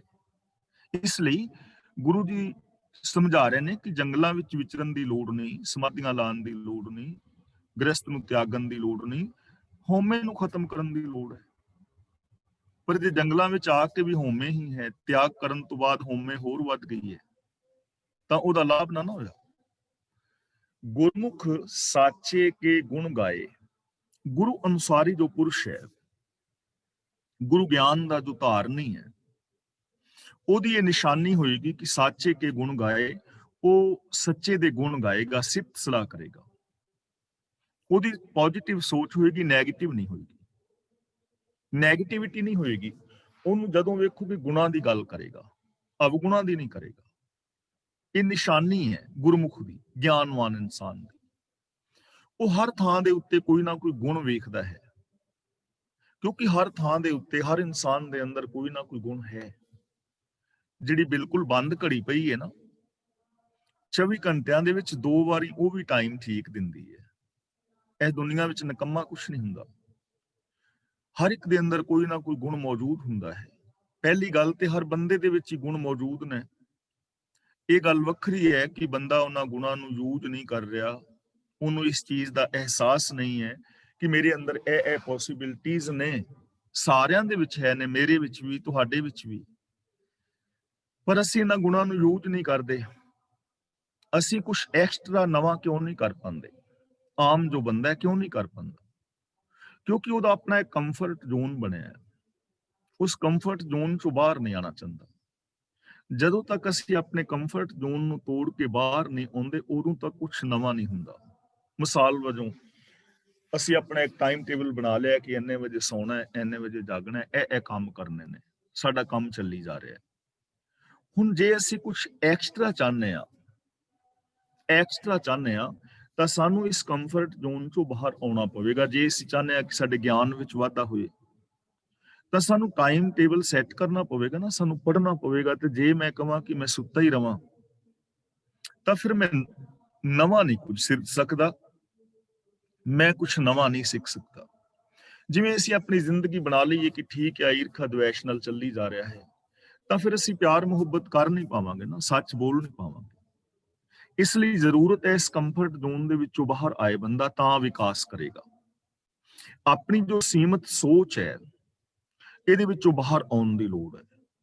ਜਿੱਥੇ ਅਸੀਂ ਅਵਗੁਣਾਂ ਦੀ ਗੱਲ ਕਰਦੇ ਹਾਂ, ਉੱਥੇ ਅਸੀਂ ਗੁਣਾਂ ਦੀ ਗੱਲ ਕਰੀਏ। ਕਿਸੇ ਦੀ ਬਦਖੋਈ ਕਰਨ ਦੀ ਬਜਾਏ ਜੋ ਉਹਦੇ ਅੰਦਰ ਗੁਣ ਨੇ ਨਾ, ਉਹਨਾਂ ਗੁਣਾਂ ਦੀ ਗੱਲ ਕਰੋ, ਗੁਣ ਵੇਖਣ ਦੀ ਟਰਾਈ ਕਰੋ। ਹਰ ਥਾਂ ਤੇ ਗੁਣਾਂ ਬਾਰੇ ਸੋਚੋ, ਗੁਣਾਂ ਬਾਰੇ ਬੋਲੋ, ਜ਼ਿੰਦਗੀ ਬਦਲ ਜਾਏਗੀ। 2-3 ਮਹੀਨੇ ਟਰਾਈ ਕਰਕੇ ਦੇਖੀਏ ਕਿ ਅਸੀਂ ਕਿਸੇ ਦੀ ਬਦਖੋਈ ਨਾ ਕਰੀਏ। ਜੋ ਕਿਸੇ ਦੇ ਵਿੱਚ ਗੁਣ ਹੈ, ਹੋ ਸਕਦਾ ਹੈ ਕਿ ਉਹਦੇ ਵਿੱਚ ਔਗਣ ਜ਼ਿਆਦੇ ਹੋਣ, ਪਰ ਔਗਣ ਵਾਲੇ ਬੰਦੇ ਦੇ ਵਿੱਚ ਵੀ ਇੱਕ ਦਾ ਗੁਣ ਤਾਂ ਜ਼ਰੂਰ ਹੋਏਗਾ ਨਾ। ਹੋ ਸਕਦਾ ਹੈ ਇੱਕ ਬੰਦਾ ਝੂਠ ਬਹੁਤ ਬੋਲਦਾ ਹੋਵੇ, ਪਰ ਉਹ ਕੰਪਿਊਟਰ ਦਾ ਬੜਾ ਸਿਆਣਾ ਹੋਏ, ਉਸ ਗੁਣ ਦੀ ਤੇ ਸੰਸਿਫਤ ਕਰਨੀ ਚਾਹੀਦੀ ਨਾ। ਹੋ ਸਕਦਾ ਹੈ ਕਿ ਇੱਕ ਬੰਦਾ ਰਿਸ਼ਵਤ ਲੈਂਦਾ ਲੇਕਿਨ ਉਹ ਡਾਕਟਰ ਬੜਾ ਚੰਗਾ ਹੈ, ਤਾਂ ਸਾਨੂੰ ਉਹਦੇ ਗੁਣ ਦੀ ਜਿਹੜੀ ਹੈ ਨਾ ਗੱਲ ਕਰਨੀ ਚਾਹੀਦੀ ਹੈ। ਜੇ ਤੁਹਾਡੇ ਸਾਹਮਣੇ ਕਿਸੇ ਦੀ ਕੋਈ ਬਦਖੋਈ ਕਰੇ ਤਾਂ 3 ਮਹੀਨੇ ਵਾਸਤੇ ਜਾਂ 20 ਦਿਨ ਵਾਸਤੇ, ਜ਼ਿਆਦਾ ਨਹੀਂ, 20-25 ਦਿਨ ਲਈ ਬਦਖੋਈ ਸੁਣਨੀ ਬੰਦ ਕਰ ਦਿਓ ਕਿ ਮੈਂ ਕਿਸੇ ਦੀ ਬਦਖੋਈ ਨਹੀਂ ਸੁਣਨੀ। ਪਹਿਲੀ ਗੱਲ, ਜਿਹੜਾ ਮਰਜ਼ੀ ਹੋਵੇ, ਜੇ ਕੋਈ ਬਦਖੋਈ ਕਰੇ ਤੇ ਕਹੋ ਵੀ ਨਹੀਂ ਸੁਣਨੀ। ਤੇ ਦੂਜੀ ਇਹ ਟਰਾਈ ਕਰੋ ਕਿ ਦਿਨ ਦੇ ਵਿੱਚ 3 ਬੰਦਿਆਂ ਦੇ, ਜੋ ਚਾਹੇ ਆਪਣੀਆਂ ਭੈਣਾਂ ਨੇ, ਭਰਾ ਨੇ, ਯਾਰ ਦੋਸਤ ਨੇ, ਨਾਨਕੇ ਦਾਦਕੇ ਨੇ, ਅੜੋਸੀ ਪੜੋਸੀ ਕੋਈ ਵੀ ਹੈ, ਰੋਜ਼ 3 ਨਵੇਂ ਬੰਦਿਆਂ ਦੇ ਜਿਹੜੇ ਨਾ ਕੁਝ ਗੁਣਾਂ ਦੀ ਸਿਫਤ ਕਰੋ ਕਿ ਉਹਦੇ ਵਿੱਚ ਇਹ ਗੁਣ ਹੈ। 20 ਦਿਨ ਕਰਕੇ ਵੇਖੋ, 20 ਦਿਨ ਬਾਅਦ ਸੋਚ ਬਦਲ ਜਾਏਗੀ, 20 ਦਿਨ ਬਾਅਦ ਸੋਚ ਬਦਲ ਜਾਏਗੀ। ਲੇਕਿਨ ਬੰਦਾ ਕਰਨਾ ਹੀ ਨਹੀਂ ਚਾਹੁੰਦਾ। ਪ੍ਰੋਬਲਮ ਇੱਥੇ ਹੈ, ਬੰਦਾ ਆਪਣੇ ਇਸ ਜ਼ੋਨ ਤੋਂ, ਸੋਚ ਦੇ ਜ਼ੋਨ ਚੋਂ ਬਾਹਰ ਨਹੀਂ ਆਉਣਾ ਚਾਹੁੰਦਾ। ਤੇ ਗੁਰਮੁਖ ਸਾਚੇ ਕੇ ਗੁਣ ਗਾਏ, ਜੋ ਗੁਰੂ ਅਨੁਸਾਰੀ ਪੁਰਸ਼ ਹੈ ਨਾ, ਉਹ ਸੱਚੇ ਪ੍ਰਭੂ ਦੇ ਗੁਣ ਗਾਉਂਦਾ ਹੈ। ਦੇਖੋ, ਇਸ ਕੁਦਰਤ ਦੇ ਅੰਦਰ ਅਸੀਂ ਤਾਂ ਇਹੀ ਸੋਚਦੇ ਹਾਂ ਕਿ ਇਹ ਸੰਸਾਰ ਮਾੜਾ ਹੈ, ਇੱਥੇ ਪਾਪ ਨੇ, ਅਪਰਾਧ ਨੇ, ਠੀਕ ਹੈ ਨੇ, ਪਰ ਇਸ ਕੁਦਰਤ ਦੇ ਅੰਦਰ ਕੁਝ ਆਨੰਦ ਵੀ ਤੇ ਬੜੇ ਨੇ ਕਿ ਆਕਾਸ਼ ਦੇ ਬਾਹਰ ਨਿਕਲ ਕੇ ਦੇਖੋ ਕਿੰਨੇ ਸੋਹਣੇ ਤਾਰੇ ਖਿੜੇ ਹੋਏ ਨੇ। ਆ ਦੇਖੋ ਕਿੰਨੀ ਸੋਹਣੀ ਵਨਸਪਤੀ ਲਹਿਲਾ ਰਹੀ ਹੈ, ਰੁੱਖ ਗਾ ਰਹੇ ਨੇ, ਰੁੱਖ ਨੱਚ ਰਹੇ ਨੇ, ਪੰਛੀ ਚਹਿਚਹਾ ਰਹੇ ਨੇ। ਆਕਾਸ਼ ਦੇ ਵਿੱਚ ਬੱਦਲ ਬਣੇ ਹੋਏ ਨੇ, ਘਟਾਵਾਂ ਛਾਈਆਂ ਹੋਈਆਂ ਨੇ, ਬਰਸਾਤ ਹੋ ਰਹੀ ਹੈ, ਸੂਰਜ ਚਮਕ ਰਿਹਾ ਹੈ, ਰਾਤ ਨੂੰ ਚੰਦਰਮਾ ਚਮਕ ਰਿਹਾ ਹੈ, ਕਿੰਨੇ ਸੁੰਦਰ ਜੀਵ ਜੰਤ ਨੇ। ਇਹ ਪੂਰੇ ਦਾ ਪੂਰਾ ਸੰਸਾਰ ਤੁਹਾਨੂੰ ਆਰਤੀ ਕਰਦਾ ਪ੍ਰਤੀਤ ਹੋਵੇਗਾ। ਸਾਨੂੰ ਇਹ ਸੰਸਾਰ ਦੁੱਖਾਂ ਦਾ ਘਰ ਦਿਸਦਾ ਹੈ ਤੇ ਗੁਰੂ ਨਾਨਕ ਪਾਤਸ਼ਾਹ ਜੀ ਨੂੰ ਇਹ ਸੰਸਾਰ ਆਰਤੀ ਕਰਦਾ ਹੋਇਆ ਪ੍ਰਤੀਤ ਹੋ ਰਿਹਾ ਹੈ। ਸਾਨੂੰ ਜਿੱਥੇ ਪੌਣ ਪਾਣੀ ਵੈਸੰਤਰ ਦੁਖਦਾਈ ਪ੍ਰਤੀਤ ਹੋ ਰਹੇ ਨੇ, ਗੁਰੂ ਨਾਨਕ ਦੇਵ ਜੀ ਇਹਨਾਂ ਨੂੰ ਗਾਉਂਦੇ ਹੋਏ ਦੇਖ ਰਹੇ ਨੇ, ਗਾਵਨ ਤੁਧ ਨੂੰ ਪੌਣ ਪਾਣੀ ਵੈਸੰਤਰ। ਗੱਲ ਤਾਂ ਨਜ਼ਰੀਏ ਦੀ ਹੈ ਨਾ। ਤਾਂ ਗੁਰਮੁਖ ਸਾਚੇ ਕੇ ਗੁਣ ਗਾਏ, ਜੋ ਗੁਰੂ ਦੇ ਅਨੁਸਾਰੀ ਹੈ ਉਹ ਸੱਚੇ ਦੇ ਗੁਣ ਗਾਉਂਦਾ ਹੈ। ਤੇ ਗੁਣ ਗਾਉਂਦਾ ਫਿਰ ਕੀ ਕਰਦਾ ਹੈ? ਨਾਨਕ ਸਾਚੈ ਰਹਿ ਸਮਾਏ। ਇਹਨੂੰ ਰਹਿ ਨਹੀਂ ਪੜਨਾ, ਰਹਿ, ਸਾਚੇ ਨਹੀਂ ਪੜਨਾ, ਸਾਚੈ। ਸਾਚੇ ਦਾ ਮਤਲਬ ਸੱਚੇ ਵਿੱਚ, ਸਦਾ ਕਾਇਮ ਰਹਿਣ ਵਾਲੇ ਵਿੱਚ। ਰਹਿ ਸਮਾਏ ਦਾ ਮਤਲਬ ਸਮਾਇਆ ਰਹਿੰਦਾ ਹੈ, ਲੀਨ ਰਹਿੰਦਾ ਹੈ। ਜੋ ਗੁਰੂ ਦੇ ਦੱਸੇ ਰਾਹਾਂ ਤੇ ਤੁਰਨ ਵਾਲਾ ਇਨਸਾਨ ਹੈ, ਉਹ ਸੱਚੇ ਪ੍ਰਭੂ ਦੇ ਵਿੱਚ ਹੀ ਹਮੇਸ਼ਾ ਲੀਨ ਰਹਿੰਦਾ ਹੈ। ਉਹਦੀ ਸੁਰਤ ਸੱਚੇ ਦੇ ਵਿੱਚ ਹੀ ਹੈ, ਉਹਦੀ ਸੁਰਤ ਗੁਣਾਂ ਦੇ ਵਿੱਚ ਜੁੜੀ ਹੋਈ ਹੈ। ਗੁਰਮੁਖ ਸਾਚ ਨਾਮ ਪਤ ਉੱਤਮ ਹੋਏ। ਸਾਚ ਨਾਮ ਦਾ ਮਤਲਬ ਸੱਚੇ ਨਾਮ ਵਿੱਚ। ਨਾਮ ਦਾ ਮਤਲਬ ਹੁਕਮ, ਨਾਮ ਦਾ ਮਤਲਬ ਰੱਬੀ ਗੁਣ। ਜੋ ਗੁਰਮੁਖ ਹੈ ਉਹ ਰੱਬੀ ਰਜਾ ਦੇ ਅੰਦਰ ਸਮਾਇਆ ਰਹਿੰਦਾ ਹੈ, ਰੱਬੀ ਰਜਾ ਦੇ ਅੰਦਰ ਤੁਰਦਾ ਹੈ, ਹੁਕਮ ਦੀ ਪਾਲਣਾ ਕਰਦਾ ਹੈ। ਤੇ ਉਹਦੇ ਨਾਲ ਉਹਨੂੰ ਕੀ ਮਿਲਦਾ ਹੈ? ਪਤ ਉੱਤਮ ਹੋਏ, ਉਹਨੂੰ ਉੱਚੀ ਇੱਜ਼ਤ ਮਿਲਦੀ ਹੈ। ਜੋ ਗੁਰੂ ਅਨੁਸਾਰੀ ਪੁਰਸ਼ ਹੈ ਨਾ, ਸਾਚ ਨਾਮ ਦਾ ਮਤਲਬ ਉਹ ਸੱਚੇ ਨਾਮ ਵਿੱਚ, ਯਾਨੀ ਸੱਚੇ ਰੱਬ ਦੇ ਹੁਕਮ ਦੇ ਅੰਦਰ ਸਮਾਇਆ ਰਹਿੰਦਾ ਹੈ, ਸੱਚੇ ਦੇ ਗੁਣਾਂ ਵਿੱਚ ਸਮਾਇਆ ਰਹਿੰਦਾ ਹੈ। ਇਸ ਲਈ ਉਹਨੂੰ ਉੱਚੀ ਮਹਾਨ ਇੱਜ਼ਤ ਮਿਲਦੀ ਹੈ। ਹੁਣ ਇਹ ਤਾਂ ਸਾਫ਼ ਸੁਥਰੀ ਗੱਲ ਹੈ ਨਾ ਕਿ ਇੱਜ਼ਤ ਕਿਹਨੂੰ ਮਿਲੇਗੀ?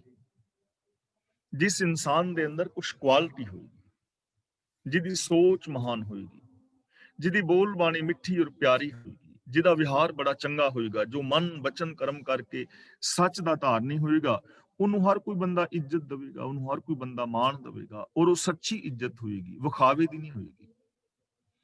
ਨਾਨਕ ਗੁਰਮੁਖ ਸਗਲ ਭਵਨ ਕੀ ਸੋਝੀ ਹੋਏ। ਗੁਰੂ ਨਾਨਕ ਪਾਤਸ਼ਾਹ ਜੀ ਕਹਿੰਦੇ ਨੇ, ਹੇ ਸਿੱਧ ਪੁਰਸ਼ੋ, ਗੁਰੂ ਦੇ ਦੱਸੇ ਰਾਹਾਂ ਤੇ ਤੁਰਨ ਵਾਲਾ ਜੋ ਇਨਸਾਨ ਹੈ, ਜੋ ਗਿਆਨ ਗੁਰੂ ਦੀ ਅਗਵਾਈ ਵਿੱਚ ਚੱਲ ਰਿਹਾ ਹੈ, ਉਹਨੂੰ ਸਾਰੇ ਭਵਨਾਂ ਦੀ, ਮਤਲਬ ਸਾਰੇ ਸੰਸਾਰ ਦੀ ਸੋਝੀ ਹੋ ਜਾਂਦੀ ਹੈ। ਸਾਰੇ ਸੰਸਾਰ ਦੀ ਸੂਝ ਕਿਵੇਂ ਹੋ ਜਾਂਦੀ ਹੈ? ਇਹਦਾ ਮਤਲਬ ਇਹ ਨਹੀਂ ਕਿ ਉਹਨੂੰ ਸਾਰੇ ਬੰਦਿਆਂ ਦੇ ਕੰਮਾਂ ਦਾ ਪਤਾ ਲੱਗ ਜਾਂਦਾ ਹੈ, ਜਾਂ ਉਹ ਉਹਨਾਂ ਦੇ ਨਾਮਾਂ ਦਾ ਪਤਾ ਲੱਗ ਜਾਂਦਾ ਹੈ, ਐਡਰੈਸ ਜਾਣ ਲੈਂਦਾ ਹੈ। ਸਗਲ ਭਵਨ ਕੀ ਸੋਝੀ ਦਾ ਮਤਲਬ ਉਹਨੂੰ ਇਸ ਸਮਝ ਆ ਜਾਂਦੀ ਹੈ ਕਿ ਸਾਰੇ ਸੰਸਾਰ ਦੇ ਅੰਦਰ ਨਿਰੰਕਾਰ ਵਸ ਰਿਹਾ ਹੈ, ਔਰ ਇਹ ਸਾਰਾ ਦਿਸਦਾ ਜਗਤ ਉਸ ਰੱਬ ਦਾ ਹੀ ਰੂਪ ਹੈ। ਉਹਨੂੰ ਸਮਝ ਆ ਜਾਂਦੀ ਹੈ ਗੁਰੂ ਅਮਰਦਾਸ ਜੀ ਦੇ ਇਹਨਾਂ ਪਾਵਨ ਬਚਨਾਂ ਦੀ ਕਿ ਇਹ ਵਿਸ਼ ਸੰਸਾਰ ਤੁਮ ਦੇਖਦੇ, ਇਹ ਹਰ ਕਾ ਰੂਪ ਹੈ, ਹਰ ਰੂਪ ਨਦਰੀ ਆਇਆ। ਉਹਨੂੰ ਇਹ ਸਮਝ ਪੈ ਜਾਂਦੀ ਹੈ ਕਿ ਸਾਰੇ ਭਵਨ ਦੇ ਅੰਦਰ, ਸਾਰੇ ਸੰਸਾਰ ਦੇ ਅੰਦਰ ਰੱਬ ਆਪ ਵਸ ਰਿਹਾ ਹੈ। ਰੱਬ ਇਸ ਕੁਦਰਤ ਤੋਂ ਬਾਹਰ ਨਹੀਂ ਹੈ, ਮਨੁੱਖ ਮਾਤਰ ਉਸੇ ਦਾ ਰੂਪ ਨੇ। ਫਿਰ ਉਹਨੂੰ ਇਸ ਚੀਜ਼ ਦੀ ਜਦੋਂ ਸੂਝ ਮਿਲਦੀ ਹੈ ਤਾਂ ਉਹ ਸਾਰਿਆਂ ਅੰਦਰ ਇੱਕ ਰੱਬ ਨੂੰ ਵੇਖਦਾ, ਸਭ ਦੇ ਨਾਲ ਪਿਆਰ ਸਤਿਕਾਰ ਵਾਲਾ ਵਰਤੋਂ ਵਿਹਾਰ ਕਰਦਾ ਹੈ। ਇਸ ਲਈ ਐਸੇ ਪੁਰਸ਼ੋ, ਸੰਸਾਰ ਨੂੰ ਛੱਡਣ ਦੀ ਲੋੜ ਨਹੀਂ, ਜੰਗਲਾਂ ਵਿੱਚ ਭਟਕਣ ਦੀ ਲੋੜ ਨਹੀਂ। ਕਿਆ ਭਵੀਐ ਸੱਚ ਸੂਚਾ ਹੋਏ, ਬਾਹਰ ਭਟਕਣ ਦਾ ਕੀ ਫਾਇਦਾ ਹੈ? ਸੱਚ ਦੇ ਨਾਲ ਜੁੜਨ ਵਾਲਾ ਬੰਦਾ ਸੁੱਚਾ ਹੋ ਜਾਂਦਾ ਹੈ, ਪਵਿੱਤਰ ਹੋ ਜਾਂਦਾ ਹੈ, ਉਹਦੀ ਸੋਚ ਪਵਿੱਤਰ ਹੋ ਜਾਂਦੀ ਹੈ, ਉਹਦੇ ਬੋਲ ਪਵਿੱਤਰ ਹੋ ਜਾਂਦੇ ਨੇ, ਉਹਦਾ ਜੀਵਨ ਪਵਿੱਤਰ ਹੋ ਜਾਂਦਾ ਹੈ, ਉਹਦਾ ਵਿਹਾਰ ਪਵਿੱਤਰ ਹੋ ਜਾਂਦਾ ਹੈ। ਤਾਂ ਅੱਜ ਦੀ ਸਮਾਪਤੀ ਅਸੀਂ ਇੱਥੇ ਕਰਦੇ ਹਾਂ। ਜੇ ਅੱਜ ਦੀ ਇਸ ਵਿਚਾਰ ਵਿੱਚ ਕਿਸੇ ਵੀਰ ਭੈਣ ਨੇ ਕੋਈ ਸਵਾਲ ਕਰਨਾ ਹੋਵੇ ਤਾਂ ਉਹ ਆਪਣਾ ਸਵਾਲ ਕਰ ਸਕਦਾ ਹੈ। ਔਰ ਅੱਜ ਦੀ ਜੋ ਇਹ ਵਿਚਾਰ ਹੈ, ਇਹਦੇ ਬਾਰੇ ਜੇ ਆਪਣੇ ਤੁਸੀਂ ਕੁਝ ਵਿਊਜ਼ ਦੇਣਾ ਚਾਹੋ ਤਾਂ ਦੇ ਸਕਦੇ ਹੋ, ਕਿਉਂਕਿ ਜਦੋਂ ਅਸੀਂ ਆਪਣੇ ਵਿਊਜ਼ ਦਿੰਦੇ ਆ ਨਾ, ਜੋ ਵਿਚਾਰ ਅੱਜ ਹੋਈ ਹੈ, ਤਾਂ ਉਹਦਾ ਸਾਨੂੰ ਲਾਭ ਇਹ ਹੁੰਦਾ ਹੈ ਕਿ ਸਾਨੂੰ ਉਹ ਚੀਜ਼ਾਂ ਇੱਕ ਵਾਰੀ ਫਿਰ ਰਿਪੀਟ ਹੋ ਜਾਂਦੀਆਂ ਨੇ, ਤੇ ਨਾਲ ਹੋਰ ਵੀਰਾਂ ਨੂੰ ਵੀ ਪਤਾ ਲੱਗ ਜਾਂਦਾ ਵੀ ਇਹ ਗੱਲ ਵਾਸਤਵ ਵਿੱਚ ਠੀਕ ਹੈ, ਤੇ ਨਾਲ ਸਾਨੂੰ ਇਹ ਵੀ ਪਤਾ ਲੱਗਦਾ ਕਿ ਸਾਡੀਆਂ ਇਹ ਗੱਲਾਂ ਰਿਪੀਟ ਹੋ ਜਾਂਦੀਆਂ ਨੇ ਔਰ ਸਾਨੂੰ ਇਹ ਚੀਜ਼ ਸਮਝ ਆਈ ਹੈ। ਤਾਂ ਮੈਂ ਇੱਥੇ ਹੀ ਸਮਾਪਤੀ ਕਰਦਾ। ਵੀਰ ਤਰਲੋਚਨ ਸਿੰਘ ਜੀ ਹੁਣ ਅਨਮਿਊਟ ਹੋ ਗਏ ਨੇ, ਅਗਲੀ ਕਾਰਵਾਈ ਉਹ ਕਰਨਗੇ। ਤੇ ਫੇਸਬੁੱਕ ਤੇ ਜਿਹੜੇ ਮੇਰੇ ਵੀਰ ਸੁਣ ਰਹੇ ਨੇ ਉਹਨਾਂ ਦਾ ਵੀ ਬਹੁਤ ਬਹੁਤ ਧੰਨਵਾਦ। ਵਾਹਿਗੁਰੂ ਜੀ ਕਾ ਖਾਲਸਾ, ਵਾਹਿਗੁਰੂ ਜੀ ਕੀ ਫਤਿਹ। ਵਾਹਿਗੁਰੂ ਜੀ ਕਾ ਖਾਲਸਾ, ਵਾਹਿਗੁਰੂ ਜੀ ਕੀ ਫਤਿਹ। ਧੰਨਵਾਦ ਜੀ ਗਿਆਨੀ ਜੀ, ਤੇ ਸਾਰਿਆਂ ਦਾ ਵੀ ਧੰਨਵਾਦ ਜੀ ਜਿਨ੍ਹਾਂ ਨੇ ਇਹ ਗੱਲਬਾਤ ਸੁਣੀ, ਸਾਰੀ ਅੱਜ ਦੀ ਕਥਾ ਸੁਣੀ ਹੈ। ਸਤਵੰਤ ਕੌਰ ਜੀ, ਮੈਂ ਤੁਹਾਡੇ ਕੋਲ ਹੁਣੇ ਆਉਣਾ ਜੀ, ਤੇ ਜਿੱਦਾਂ ਗਿਆਨੀ ਜੀ ਨੇ ਕਿਹਾ ਤੇ ਅੱਜ ਦੀ ਜਿਹੜੀ ਕਥਾ ਹੈ ਉਹਦੇ ਵਿੱਚੋਂ ਜੇ ਕਿਸੇ ਨੇ ਕੋਈ ਸਵਾਲ ਪੁੱਛਣਾ, ਅਨਮਿਊਟ ਹੋ ਜਾਓ। ਸਤਵੰਤ ਕੌਰ ਜੀ, ਤੁਸੀਂ ਵੀ ਅਨਮਿਊਟ ਹੋ ਜਾਓ। ਤੇ ਸਾਡੇ ਨਾਲ ਪਹਿਲਾਂ ਨੀਨਾ ਜੀ ਅਨਮਿਊਟ ਹੈਗੇ ਆ, ਤੇ ਉਹਨਾਂ ਨੂੰ ਮੈਂ ਬੇਨਤੀ ਕਰੂੰਗਾ ਕਿ ਆਪਣਾ ਜਿਹੜਾ ਕੁਐਸਚਨ ਹੈ ਉਹ ਰੱਖਣ। ਹਾਂਜੀ ਹਾਂਜੀ ਭਾਈ ਸਾਹਿਬ ਜੀ, ਹਾਂਜੀ ਭੈਣ ਜੀ। ਇਹ ਪਹਿਲੀ ਜਿਹੜੀ ਲਾਈਨ ਹੈਗੀ, ਗੁਰਮੁਖ ਬਾਦਿਓ ਸੇਤ ਵਿਦਾਤੇ, ਇਹਦਾ ਕੀ ਮਤਲਬ ਹੈਗਾ? ਸੇਤ ਦਾ ਮਤਲਬ ਹੈਗਾ ਮੇਰੀ ਭੈਣ ਪੁੱਲ, ਵਿਧਾਤੇ ਦਾ ਮਤਲਬ ਰੱਬ ਨੇ, ਤੇ ਗੁਰਮੁਖ ਦਾ ਮਤਲਬ ਗੁਰੂ ਦਾ ਜੋ ਗਿਆਨ ਹੈ ਨਾ, ਰੱਬ ਨੇ ਇਹ ਸੰਸਾਰ ਸਾਗਰ ਤੋਂ ਪਾਰ ਹੋਣ ਵਾਸਤੇ ਗੁਰੂ ਗਿਆਨ ਦਾ ਇੱਕ ਪੁਲ ਬਣਾ ਦਿੱਤਾ ਹੈ। ਯਾਨੀ ਗੁਰੂ ਦਾ ਜੋ ਗਿਆਨ ਹੈ ਉਹ ਇੱਕ ਪੁਲ ਹੈ ਜੋ ਸਾਨੂੰ ਵਿਕਾਰਾਂ ਤੋਂ ਪਾਰ ਕਰਕੇ ਤੇ ਸ਼ੁਭ ਗੁਣਾਂ ਤੱਕ ਲੈ ਜਾਂਦਾ ਹੈ, ਰੱਬ ਤੱਕ ਲੈ ਜਾਂਦਾ ਹਾਂਜੀ, ਸੇਤ ਪੁੱਲ ਹੈਗਾ, ਸੇਤ ਦਾ ਮਤਲਬ ਹੈ। ਪੁੱਲ? ਸੇਤ ਦਾ ਮਤਲਬ ਪੁਲ ਹੁੰਦਾ ਹੈ, ਸੇਤੂ। ਅੱਛਾ ਜੀ, ਹਾਂਜੀ, ਠੀਕ, ਥੈਂਕ ਯੂ ਜੀ, ਧੰਨਵਾਦ। Thank you very much. ਜੀ, ਧੰਨਵਾਦ ਨੀਨਾ ਜੀ। ਤੇ ਸਤਵੰਤ ਕੌਰ ਜੀ, ਤੁਸੀਂ ਆਪਣਾ ਕੁਐਸਚਨ ਰੱਖੋ। ਹੋਰ ਵੀ ਸਾਰਿਆਂ ਨੂੰ ਬੇਨਤੀ, ਜਿਹਨੇ ਵੀ ਕਰਨਾ ਹੁਣ ਅਨਮਿਊਟ ਹੋ ਜਾਓ। ਹਾਂਜੀ, ਮੈਂ ਤਾਂ ਸਿਰਫ ਬੇਨਤੀ ਕਰਨੀ ਭਾਈ ਸਾਹਿਬ ਨੂੰ ਕਿ ਉਹ ਜਿਹੜੀ ਇਹਨਾਂ ਨੇ ਤੁਕ ਦਾ ਉਚਾਰਨ ਦੱਸਿਆ ਸੀ ਨਾ, ਬਾਣੀ ਗੁਰੂ ਗੁਰੂ ਹੈ ਬਾਣੀ, ਉਹਦਾ ਉਚਾਰਨ ਇੱਕ ਵਾਰੀ ਫੇਰ ਦੱਸ ਦੇਣ ਕਿ ਬਹੁਤੀਆਂ ਸੰਗਤਾਂ ਉਹ ਇਕੱਠਾ ਹੀ ਪੜ ਜਾਂਦੀਆਂ, ਬਾਣੀ ਗੁਰੂ ਗੁਰੂ ਹੈ, ਗੁਰਬਾਣੀ ਕਹੈ ਸੇਵਕ ਜਨ ਮਾਨੇ। ਬਹੁਤੀਆਂ ਸੰਗਤਾਂ ਉਦਾਂ ਹੀ ਪੜ ਜਾਂਦੀਆਂ, ਤੇ ਇੱਕ ਵਾਰੀ ਫੇਰ ਦੱਸ ਦੇਣ ਤਾਂ ਥੋੜਾ ਜਿਹਾ ਸ਼ਾਇਦ ਸਾਡੇ ਦਿਮਾਗਾਂ ਵਿੱਚ ਬੈਠ ਜਾਏ ਕਿ ਗੁਰ ਬਾਣੀ ਕਹੈ ਸੇਵਕ ਜਨ ਮਾਨੇ। ਬਾਣੀ ਗੁਰੂ, ਗੁਰੂ ਹੈ ਬਾਣੀ, ਵਿੱਚ ਬਾਣੀ ਅੰਮ੍ਰਿਤ ਸਾਰੇ, ਗੁਰ ਬਾਣੀ ਕਹੈ ਸੇਵਕ ਜਨ ਮਾਨੈ, ਪ੍ਰਤੱਖ ਗੁਰੂ ਨਿਸਤਾਰੇ। ਫਿਰ ਦੁਬਾਰਾ ਸੁਣ ਲਓ, ਬਾਣੀ ਗੁਰੂ, ਗੁਰੂ ਹੈ ਬਾਣੀ, ਵਿੱਚ ਬਾਣੀ ਅੰਮ੍ਰਿਤ ਸਾਰੇ, ਗੁਰ ਬਾਣੀ ਕਹੈ ਸੇਵਕ ਜਨ ਮਾਨੈ, ਪ੍ਰਤੱਖ ਗੁਰੂ ਨਿਸਤਾਰੇ। ਧੰਨਵਾਦ ਜੀ। ਠੀਕ ਹੈ ਜੀ, ਧੰਨਵਾਦ ਜੀ ਗਿਆਨੀ ਜੀ। ਤੇ ਹੋਰ ਤਾਂ ਕੋਈ ਨਹੀਂ ਜੀ ਅਨਮਿਊਟ ਹੋਇਆ, ਇੱਥੇ ਆਪਾਂ ਸਮਾਪਤੀ ਕਰ ਦਿੰਦੇ ਹਾਂ ਜੀ। ਤੇ ਸਾਰਿਆਂ ਦਾ ਬਹੁਤ ਬਹੁਤ ਧੰਨਵਾਦ, ਪਹਿਲਾਂ ਤੇ ਹੁਣ ਵੀ ਜਿਨ੍ਹਾਂ ਨੇ ਹਿੱਸਾ ਲਿਆ। ਤੇ ਆਪਾਂ ਕਲਾਸ ਦੀ ਸਮਾਪਤੀ ਹੈ ਜੀ। ਆਪਾਂ ਕੱਲ੍ਹ ਨੂੰ ਫਿਰ ਮੁੜ ਕੇ ਇਸੇ ਕਲਾਸ ਦੇ ਵਿੱਚ 1 ਵਜੇ ਦੇ ਇੰਗਲੈਂਡ ਦੇ ਟਾਈਮ ਦੇ ਮੁਤਾਬਕ ਫਿਰ ਵਾਪਸ ਆਵਾਂਗੇ ਜੀ। ਉੱਦਾਂ ਹੀ ਆਪਾਂ ਛੁੱਟੀਆਂ ਲਈਏ ਇੱਕ ਦੂਜੇ ਤੋਂ।